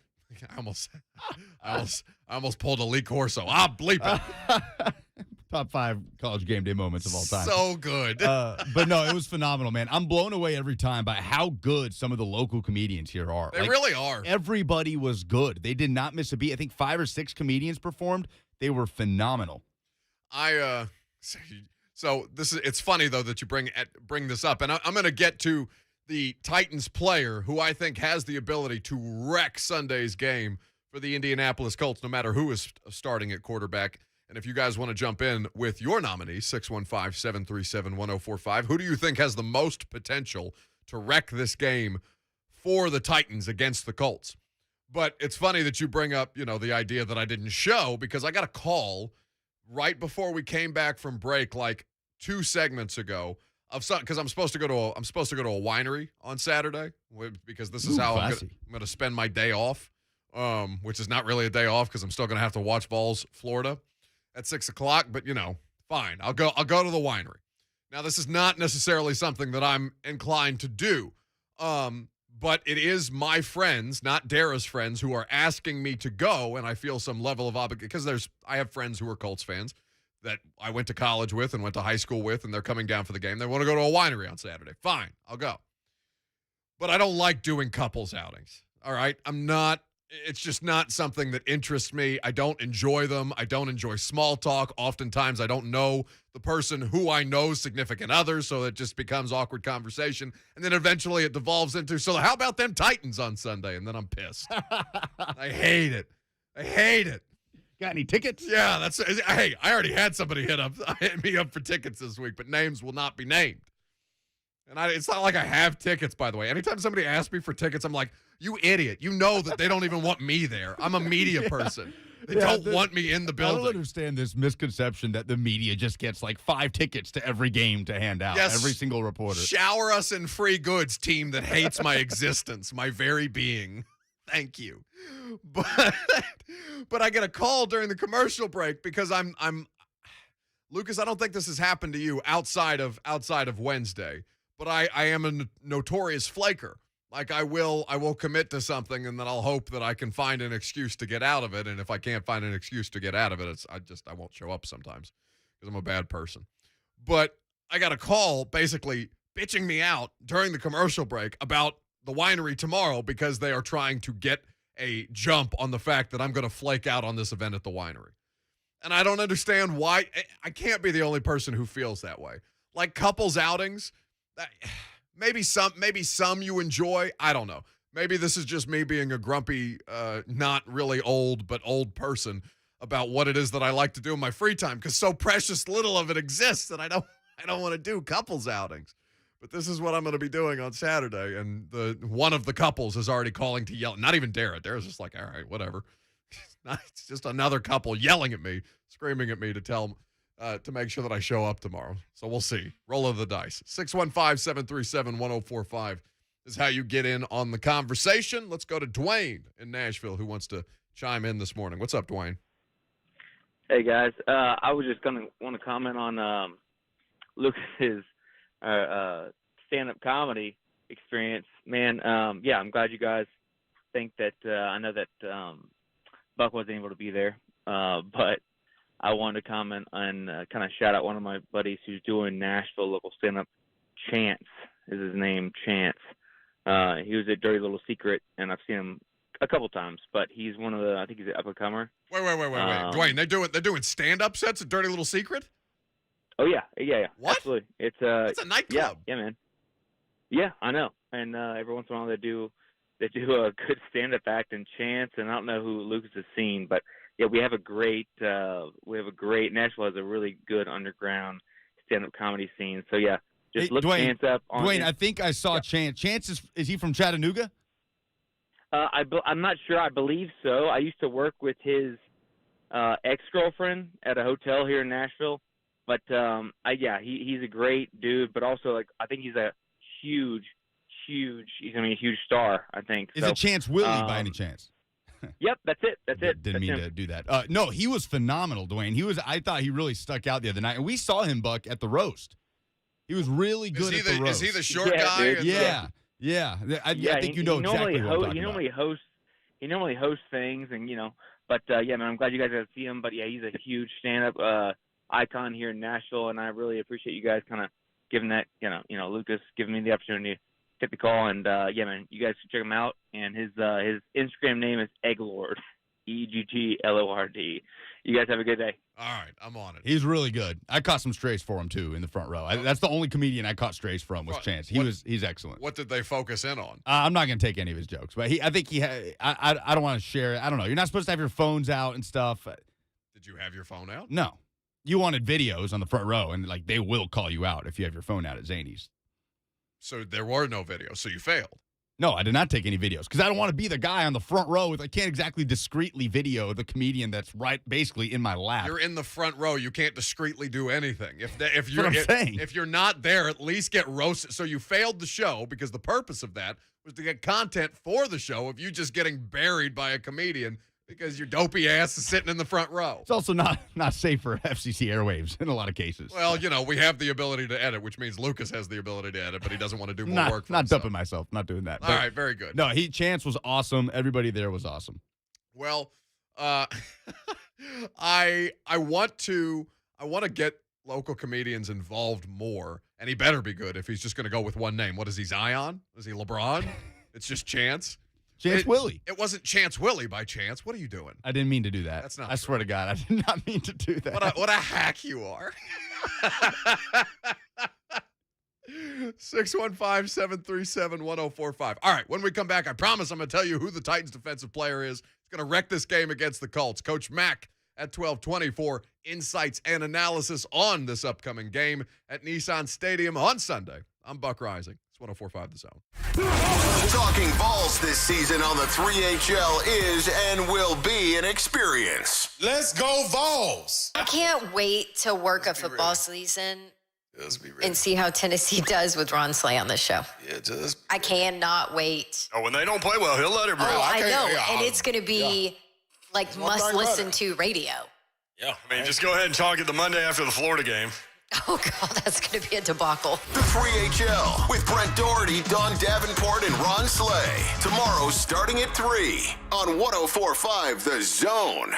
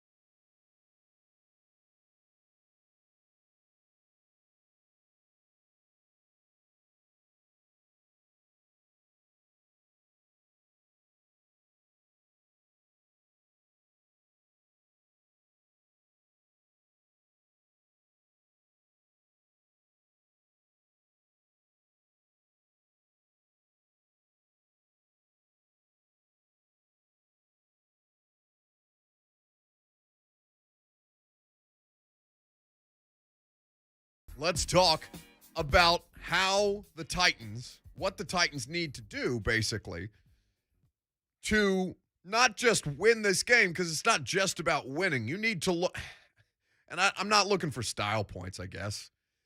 I want to see them beat a team that they are definitively better than. Yes, the Colts have great star power still, regardless of who's their starting quarterback or how good or how bad Carson Wentz is or isn't. Darius Leonard, DeForest Buckner, Bobby Okereke, that defense is still stout. Quentin Nelson, how many guards get talked about the way that Quentin Nelson and Zach Martin do? It's literally the two of them across the decades.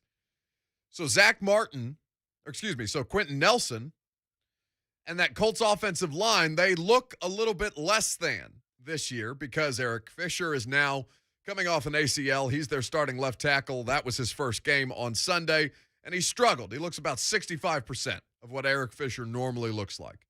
Braden Smith, the right tackle, was unavailable against the Rams. We'll see how things trend for him, and we'll await the final injury report this afternoon to see whether or not Carson Wentz is in fact ruled out, given that he was practicing today on 2 bum ankles. But for me, the opportunity to wreck this game starts up front, and it's something that the Titans had great success with in Seattle. They were getting legitimate pressure on Russell Wilson, a quarterback who is hard to bother because of mobility, because of his ability to get rid of the ball in a timely fashion, because of what he does as far as making you miss and being elusive. You saw what happened to the Titans against Kyler Murray in week 1. Kyler Murray is the next evolution of that, except one that plays without as much structure. That will be how Kyler Murray, if Kyler Murray is to grow and develop as a quarterback, that's what you'll see next, rather than this chaos and scrambling around and launching balls from weird platforms 60, 70 yards down the field at DeAndre Hopkins and just being like, all right, go make a play. That works up into a point. So how do you wreck the game plan for the Colts? Well, it starts very simply with one player.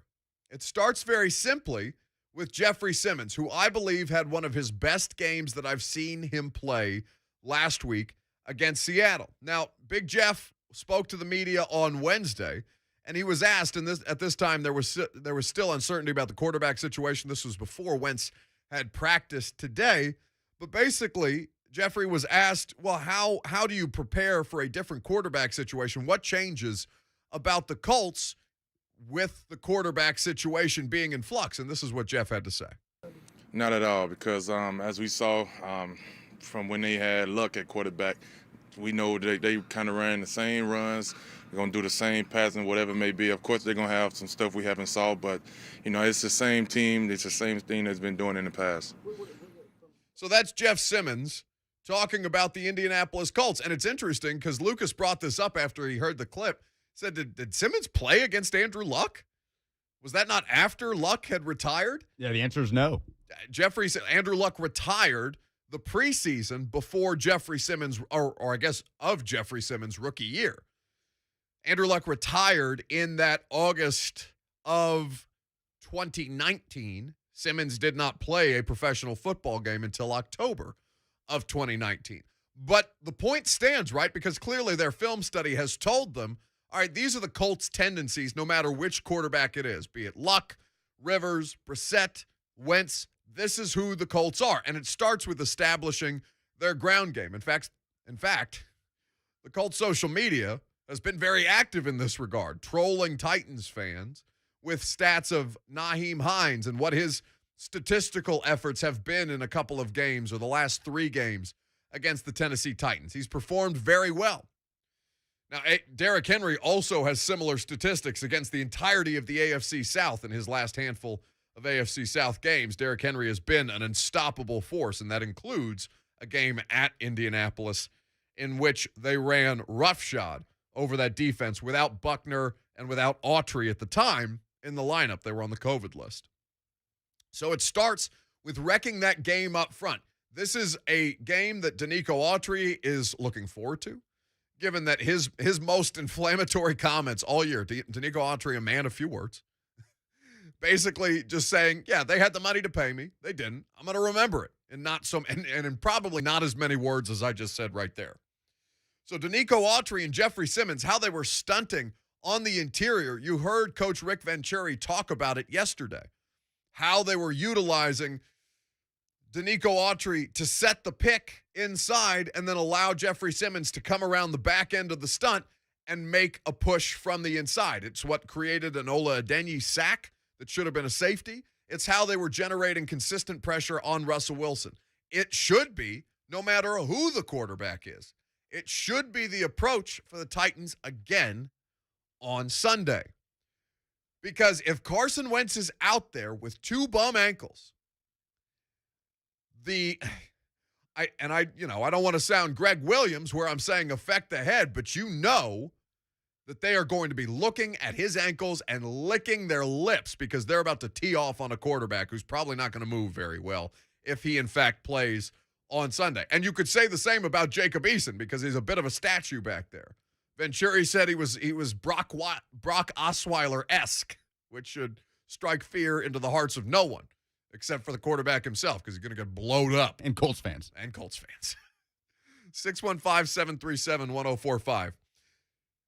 So the mantra going into the Cardinals game against Kyler Murray was capture, not kill, right? Yep. In the sense of capture, keep him in front of you, not trying to go for the shot that's going to have you miss him, or was that quite literally? I mean, how did you interpret that statement? Because is that something that's almost flipped around against Carson Wentz? Not to say you're trying to cause injury, but just realizing where he's vulnerable. Play contain basically was the approach against Kyler Murray and against Russell, right? Don't get too upfield in your rushes. Make sure that you're disciplined. Make sure that you have eyes on him and see where the football is at any given point. Don't try and tee off of him, and don't try and tee off on him, and don't leave your feet because that's when he moves very quickly to the side, and then you're just in a pile of yourself on a highlight reel on ESPN's Not Top 10 the next day. So how does that change against Carson Wentz? He can't move, kill him. Right. Kill, not capture. Kill. Blood in the water, kids. Isn't that Mark Mariani's bit? I don't want to steal that from Mark. But straight up blood in the water. And not the kind. Who's the Red Sox pitcher that had the bloody ankle in the World Series? People are gonna hate me for not knowing, but I don't remember. I don't remember. He had. He's now your crazy uncle on Facebook, basically. It's gonna bother me. Yeah, we're gonna get some angry tweets. We're gonna get buried about that. Anyway, it's fine. It doesn't matter. Bloody ankles, blood in the water. If it's Carson Wentz at quarterback, Kurt Schilling. Kurt Schilling. Okay, yeah, that's. I don't feel bad about forgetting Kurt Schilling. I'll live. I'm going to go on with my day if that's indeed the case. Also of interesting note, news just breaking now that Cliff Kingsbury has said DeAndre Hopkins against the Jags, Cards-Jags this weekend, is a game-time decision. He did not practice all 3 days this week, so something to monitor for your fantasy football purposes and as you monitor the rest of the AFC South and hope for them to take an L while you try and get a win over a divisional opponent. Now, what we're going to talk about with Coach Dave McGinnis of Titans Radio. What are you shaking your head back there? What happened? I've already received like 3 texts, and I'm about to open Twitter. I'm afraid to look. Kurt Schilling. How many people just screamed at their radio? Kurt Schilling. Oh, please go look at my mentions if you're bored, because I've got a live tweet stream of what my mentions look like during the show, which is probably there's so many. Yeah. Well, I'm sorry. Oh, I'm so sorry for you. Every baseball fan that listens to us is so mad. There are baseball fans that are listening to us. It's football season. Get the hell out of here. I don't know. Even though the Braves are doing really well. Don't tell Will Bowling I said that. What we're going to talk to Coach Dave McGinnis about in our weekly installment of Coach Mac of Titans Radio. We're going to talk about the sustainability of Derrick Henry. We're going to talk about how to approach this Colts rushing defense. And we are going to talk, you're going to hear from Derrick Henry himself because a record, one of Derrick Henry's records was broken in Florida high school football. And it produced a sound that is as human a moment, I think, as we've seen from the Titans running back cyborg in quite some time. That's what's coming up next. I'm Buck Reising. This is 104.5 The Zone. If it happens on Rocky Top, it also happens here. Get the best Vols football coverage all week, and then listen to every game with Bob Kessling and Pat Ryan all season on your home for Vols football. 104.5 The Zone.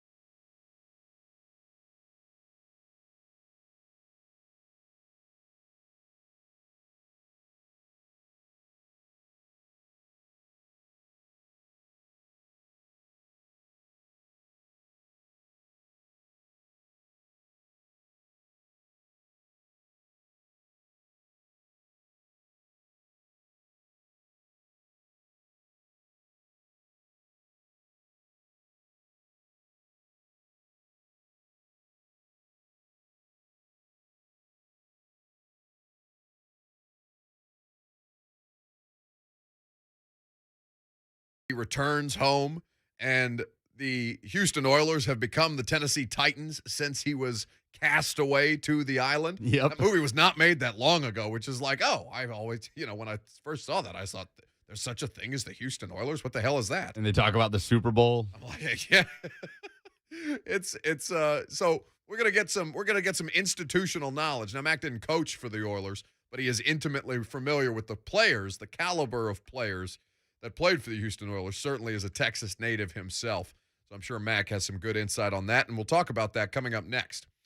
But with Derrick Henry, it was funny yesterday when he spoke to the media, because coming off this Christian McCaffrey injury last night, I had made the observation, and we talked about it earlier in the show, I had made the observation that, just think about how much more durable Derrick Henry is on a second contract than all of these other running backs who got paid.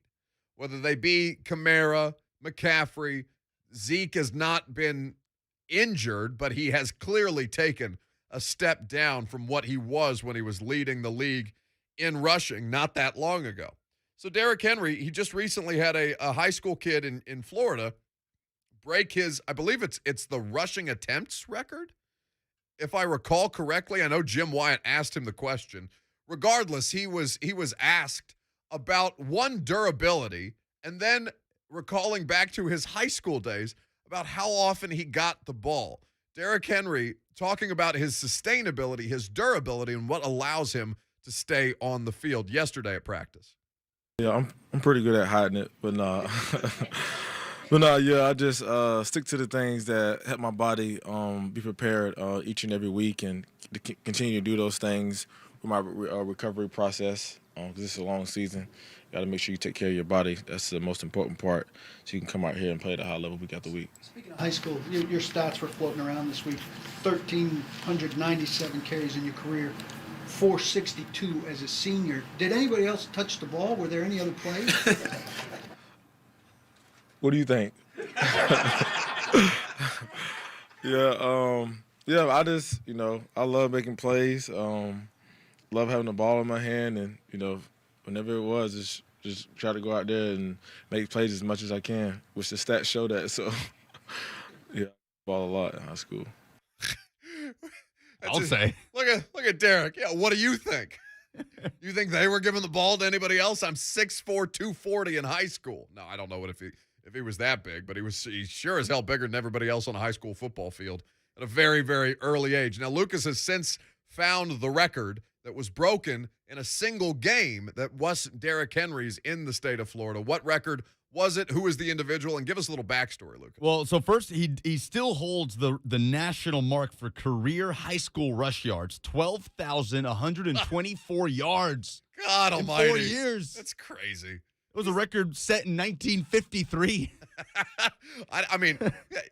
Maybe the next evolution of the sport, somebody's going to be bigger and faster than Derrick Henry. Maybe. But it's a maybe, because he's so singular in what Derrick Henry does. I'm so glad that Nick Saban talked him out of being, I'm so glad that Nick Saban failed in trying to talk him into playing outside linebacker. Well, he had the state single-game rushing yards record, 502 yards in his time at Ewell High School in Jacksonville. It was broken by Caleb Wagner of Baker High School in Baker, Florida. So different high school. Wagner, who was born, it's from Sports Illustrated, was born without a left hand and part of his forearm, reeled off 535 yards and scored 6 touchdowns just the other week. Just such a badass.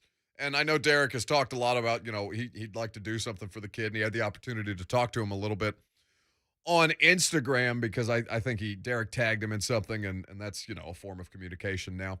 But with Derrick Henry, north of 12,000 yards, easily north of 12,000 yards in 4 years as a high school football player, it's not like the amount of carries that this dude is getting is different. The only difference is the competition gets better at every level, and Derrick Henry is still better than the competition.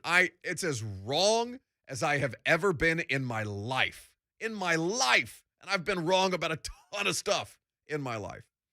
Derrick Henry looking at him as I did every other running back in the NFL when it was his time to get paid and saying, you know what? At some point, whether it's in the near future or later in the process, this is going to happen to Derek like it does to everybody else. And that, we've been saying that about Tom Brady for years. Lucas, you remember the Kansas City Chiefs game? They were at Kansas City, and Tom Brady got blown out. It was like 40-7 or something ridiculous, like the final margin of victory in favor of Alex Smith and the Kansas City Chiefs was so overwhelming that all it was the next day on sports talk radio or, the debate shows, all of this was, is Tom Brady done? Do you know how that's been? Do you know what year that was? Oh, man. Alex Smith with the Chiefs? Alex Smith with the Chiefs. They blew out the Patriots. I think it was the season opener. Must have been 2016, maybe 17? 2014. Oh, wow. That's when the Brady washed stuff started. Tom Brady has had 2 more average NFL careers since then.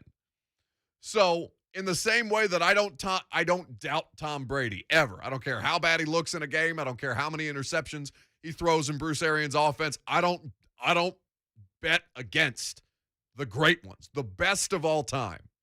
And I don't know if Derek is that. But I do know that Derek is making the case to be something like that with the way that he handles himself, the way that it just doesn't seem to affect him, the violence, the brutality, the consistent car wrecks when you hand the ball off to him because that's the speed and the violence that they're playing with in the NFL. My doubts about Derrick Henry were predicated off the idea that it happens to all running backs, so why shouldn't it happen to him? And consistently, since that point, I have been made to look like a fool. And I don't think I've ever said this in my life. I've never been so happy to be wrong because he is a marvel to watch play. I really do. I really try and not take that for granted. As a professional, getting the opportunity to cover a career like this, even if Derek's not always the best quote, and that's fine. He don't want to tell his own story. That's our job to do as media members and as journalists and as storytellers, right? We're there to document the greatness and the accomplishments on the field of play. I feel that Derek is the first athlete in my career. It's not a long career. This is my 5th season doing this.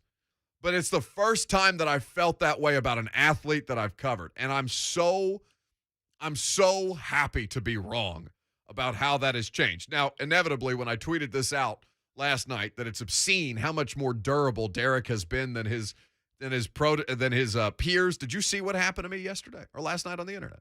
Ramon Foster even texted me about it. They came at me with such vigor. Oh, the jinx people. Yes, the jinx people. And I don't want to call anybody dumb. I don't. Because I know some people were saying it in jest, and I'm sure not all of them meant it as seriously as I know some of them did. But if you are somebody who thinks a tweet is going to jinx a running back, you are somebody who believes in the Madden curse, I'm sorry, you are behaving or you are displaying the behavior of somebody who lacks intelligence. It's football. It happens. That's why Derek is such an anomaly. He's a shooting star because all he does is keep running through people's faces. I fight this battle all the time, the jinx battle. With the jinx, in what regard? Yeah. My roommate, Blue, is a heavy anti, gets mad at me for quote-unquote jinxing things. Broadcasters battle it all the time. The whole perfect game debate. Oh, don't say the words. What? Yeah, like if a pitcher is throwing a perfect game or a no-hitter, there's people that if they hear the broadcaster in the 7th inning say he's 6 outs away from a perfect game or a no-hitter. Bury the broadcast. Oh, they will be furious. That's why Mike is not on Twitter. He's so much smarter than the rest of us. Yes. But let's talk about this matchup in a little more detail between the Titans and the Colts. This game coming up on Sunday and where I expect the Titans to be able to take advantage of. Here's the thing that I kind of took away from Carolina last night. Because Carolina, for as much as that game looked like it might turn out to be a slog after McCaffrey exited, because the drop-off was drastic very, very quickly when it came to the when it came to the situation with with Christian McCaffrey and the Panthers offense in the second quarter last night. But the thing that has surprised me about Carolina, and more importantly, the thing that has surprised me about Sam Darnold, is the way that Joe Brady, the offensive coordinator now, who's in his early 30s, former LSU national championship winning offensive coordinator and future NFL head coach, much to Eric Bieniemy's chagrin, who I'm sure is shaking a fist at the sun because of how hiring works in the NFL. But regardless, they have found ways to create leads early with a quarterback that is pedestrian, but a collection of skill position talent that is plus on the field. The defense is fast, physical, vicious. The way that Brian Burns was coming at poor Davis Mills off the edge, I thought was inhumane. the way that they were teeing off on the Texans' third-string quarterback last night was shocking to me if you consider Deshaun Watson to technically, because he's on the roster, technically be the first-string quarterback. More than anything, I was made to feel bad for Davis Mills, but also you could see how Carolina has found its way to a 3-0 record because they have found ways to get ahead in the games and let the defense help them where the offense might stall out in spurts. Because Sam Darnold played a great game last night. He really did. I thought he really found a way to shoulder it in the second half in ways that surprised me because Sam Darnold famously is the person who sees ghosts. He doesn't lead your team down the field and lead your team with confidence. Refreshed. Well, sure. He's out from under the clutches of Adam Gase. Ryan Tannehill looks refreshed, out from under the clutches of Adam Gase, who we consider to be the most toxic coach in all of football, be it collegiate, high school, or pro.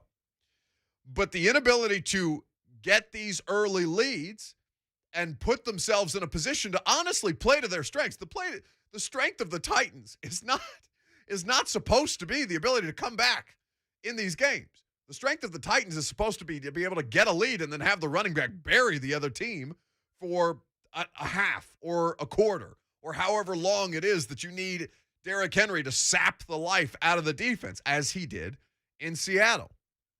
The comeback is so much more impressive because of who the Titans are and the fact that they're the only team in the 4-minute or the 2-minute offense that is still handing the ball off to the 250-pound running back. It's what makes them unique. Against Indianapolis, that strategy or that ability to capitalize early in the game, to score first, to capture the lead, to suffocate the opponent, whether it's Carson Wentz, whether it is Jacob Eason, whether it's Brett Hundley, I don't care. They have to, at some point, show themselves to be able to take advantage, especially at home. Because I know that fans are looking at this and saying, well, the boogeyman is the Colts because of the history against the Colts, but this is a team that the Titans should be able to handle.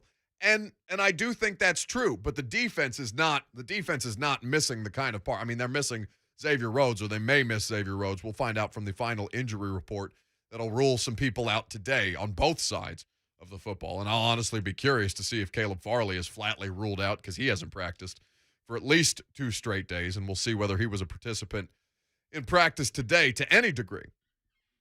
But from the standpoint of taking advantage of the Colts, they are going to be fully prepared for Derrick Henry.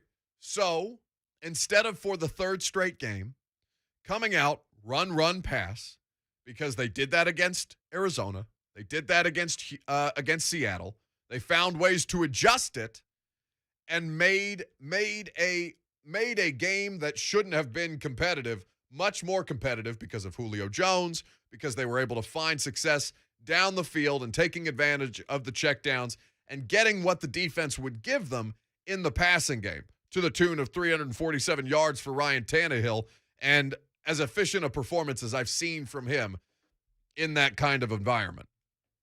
615-737-1045 is how you get involved. What do you think is the best way for the Titans to be able to take advantage of the Indianapolis Colts?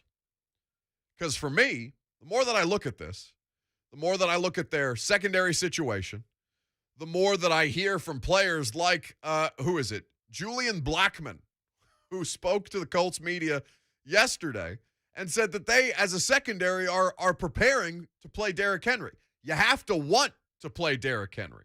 And this is what Julian Blackmon, the Colts safety, had to say about that task. You see it on film. And I imagine you don't want to be put on film yourself. So Yeah. How do you prepare for that? You see me on film tackling him too. So, I mean, all I got to say is we're going to tackle him. Like, yes, we know he's going to stiff arm. Yes, we know that we're going to tackle him. We have to. We have to. You know, it's a point of emphasis for us to tackle him. 2-2. He's going to get the ball. Get him down. You know, that's what we know, and we got to execute today. It starts today. You know, practice. It starts today. We got to do that right now. Can you anticipate a stiff arm at all? Or? Yes, I mean, yeah. With him, he's strong, so you really got to like punch that thing down and do it another time, and then maybe try to get other guys like looking, hey, come help me out. You know what I'm saying? Like, I'm over here slapping his hand now. Somebody got to come run. You know, so we just got to make sure that we on our P's, Q's, like I said, and take care of it. But that's your thing, though, gang tackling. Yes, sir. You guys gang tackle? Yes, sir. You want to? I think that we've been hustling the ball very well, but I also think that it starts at the very first play, man, making sure that they know that this is a 60-minute deal with us, man. This isn't just the first quarter, second quarter. This is all 60 minutes, and we gonna have 7+ to the ball every play. That's our goal. Gosh, I'm excited. Is tackling Derrick Henry just about having that mentality of, again, doing it before quarters and continuing? Just like you said, man, it's a mentality of a want to, you know, because if you, as soon as you kind of like pause and you're like, oh, what do I, no, you're on a highlight, you're on ESPN, that's what you're on. So you can't just, second guess. You got to go in there and want to tackle. It's a want to thing. So that's Julian Blackmon. He's one of the Colts safeties, and he's talking about the mentality that it takes, certainly as a defensive back, to try and wrap up Derrick Henry. It's a good bite. It's a great bite. Very honest. It wasn't Earl Thomas, we're not, I can't remember what Earl said exactly, but he was almost dismissing it like we're not scared. Well, but that was pretty candid. It was respectful, and it also speaks. Right. You have to mentally prepare yourself to try and physically throw yourself in front of a freight train. That's what he is. So I do respect the mentality. I do respect the honesty, but I also think, does it matter? That's the thing that kind of changes the game for me about Derrick Henry. Oftentimes it doesn't matter. Now where you hit Derrick Henry is in the backfield. Where you kill Derrick Henry plays is before he gets the momentum, before he gets out in space, before he has blockers in front of him. That's where you snuff out the Titans. We've seen Baltimore do it in the playoffs. We've seen Arizona do it. We've seen Seattle have some success early doing it, and then ultimately he found ways to wear them down up front, and overtime doesn't hurt. But I'll say to you that for the Tennessee Titans, and here is something of note because the Titans practice report has just been tweeted out. Caleb Farley, Bud Dupree, Derek Roberson, Anthony Ferks are all absent today, all a part of the injury report. So 3 defensive players and the tight end, who many of you want to replace with Michael Pruitt, and I don't necessarily disagree. Not replace, but at least use more. I think Michael's got some stuff. Chris Jackson returned to practice after missing yesterday, worth noting. So we will see what the status, particularly of Bud Dupree, is for Sunday's game against the Indianapolis Colts because their tackle situation is tenuous at best.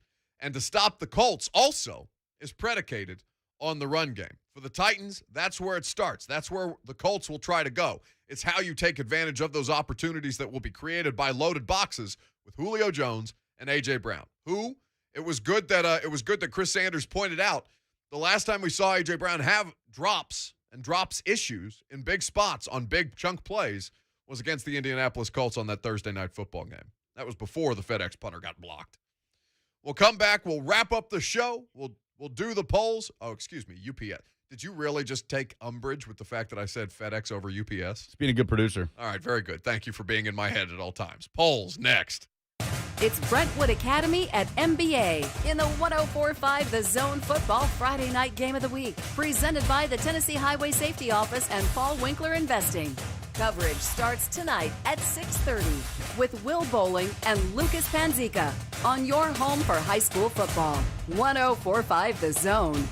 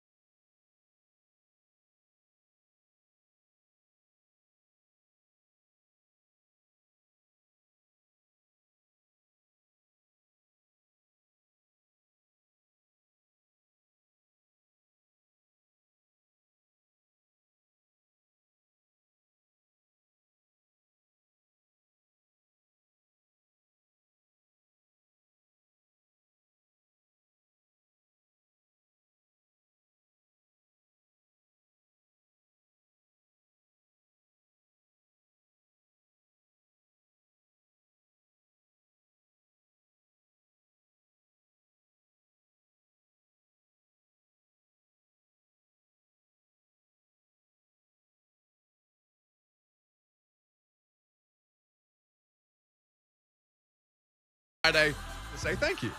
So thank you for all that you do on social, on the phones, in the Zone TV chat.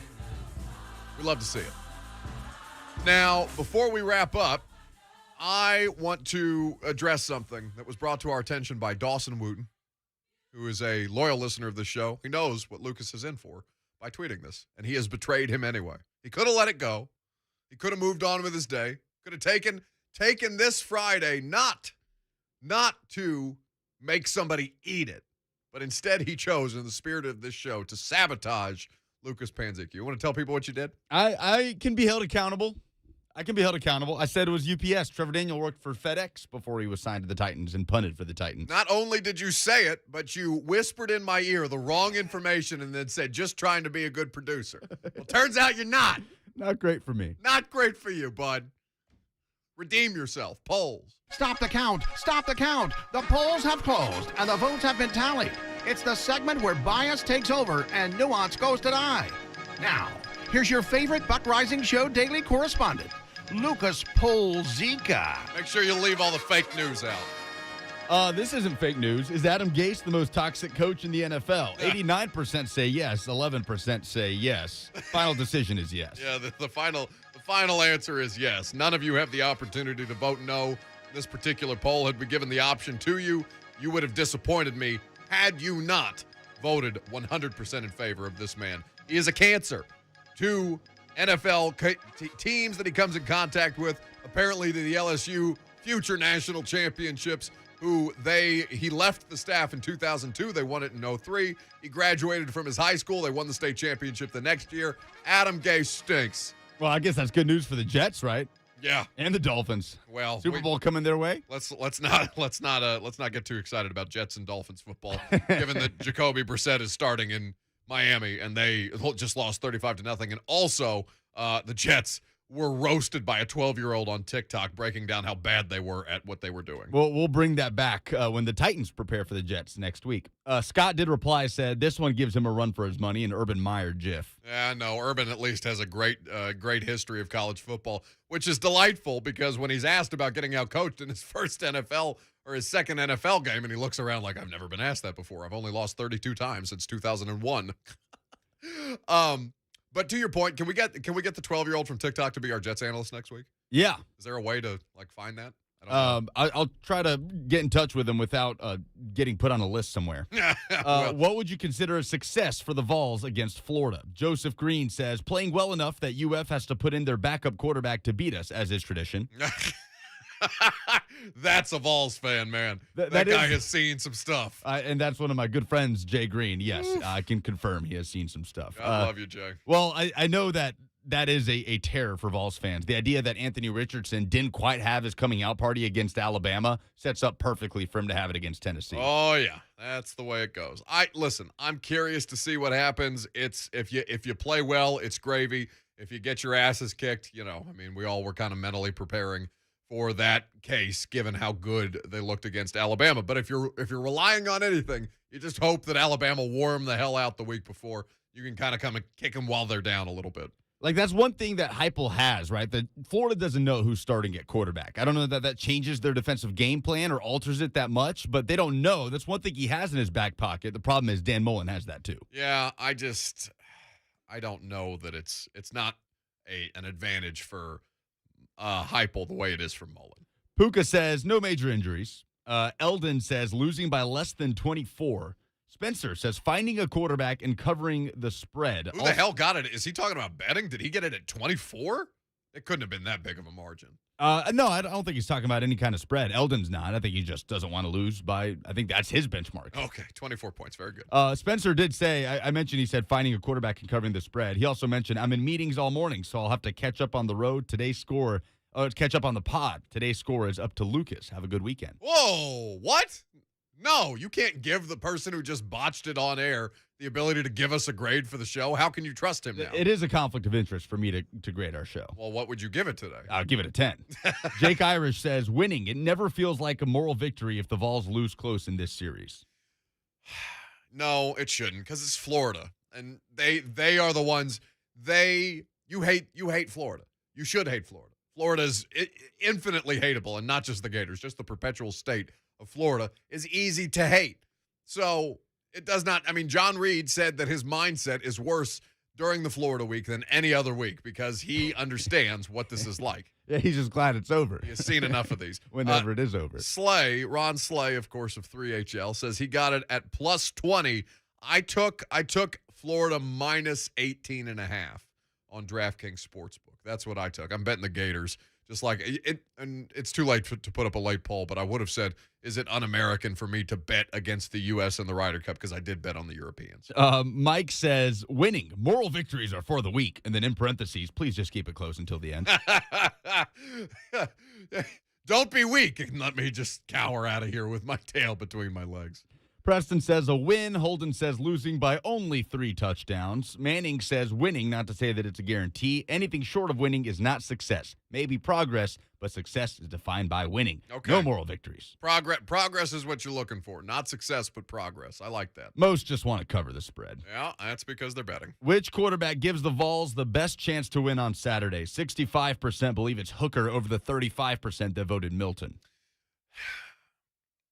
I guess I'm not surprised that it's that much in favor of Hooker. I just think that there's something that we had a couple calls today about Milton giving them the better upside. And I don't know how long you can traffic an upside. Like I'm trying to think of the most famous offender of living on upside for as long as Clowney's probably a really good example. Yeah. Jadeveon Clowney has trafficked in his name alone for a long, long He got a sack time. last week. Did he? He did. Good for him. More sacks than his entire Titans career. Is that what killed Tyrod Taylor? I don't know. I don't know if that's the play. Well, either way, good for Clowney. He got a sack. What a time. But Hooker, you feel, can get them out of, bail out of situations in the pocket. He's a little more fleet of foot. Milton, a little more flat-footed in the pocket, but a little? I do think Joe Milton stands there. I do think he takes care of the football better. I think it's a little less loose with the ball when he's running with it, and you haven't seen him. And again, it's a much smaller sample size. He's attempted half as many passes. Just haven't seen him try to force the ball or put it in bad spots. Seen that a couple of times from Hooker. I don't hate Milton just because he doesn't put you in disadvantageous positions with his quarterback play. Here's what I'll say: he misses opportunities, but he does not put you in worse positions with his level of play. That, I think, is the most admirable trait about Milton right now. Last one. Is Julian Blackmon really excited to tackle Derrick Henry? 86% say no. Well, for the 14%, did I get it? Yeah. Look at us. Math on a Friday. That's a success. That's how you know we got to get out of here before we have to try it again. Yeah, nobody's excited to tackle Derrick Henry. He can say that he's excited. He can say that's the team's mentality, the team's mindset. On and on and on it goes, but God help you if you're the person who is attempting to go at Derrick Henry once he finds his way into your secondary, because it typically ends pretty poorly. If you missed any of the show today, podcast is the Buck Reising Show. High school football tonight. Lucas and Will Bowling on the call. Who you got? Brentwood Academy at MBA. Pregame coverage at 6:30. Kickoff at 7. Make sure you're listening. Our guy is going to kill it, even if he sucked today on the show. Blaine and Mickey up next. The worst.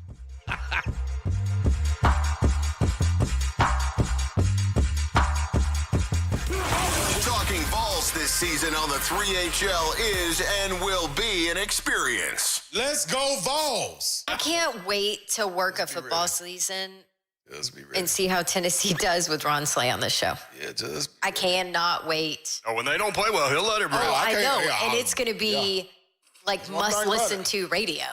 Yeah, just go ahead and talk it the Monday after the Florida game.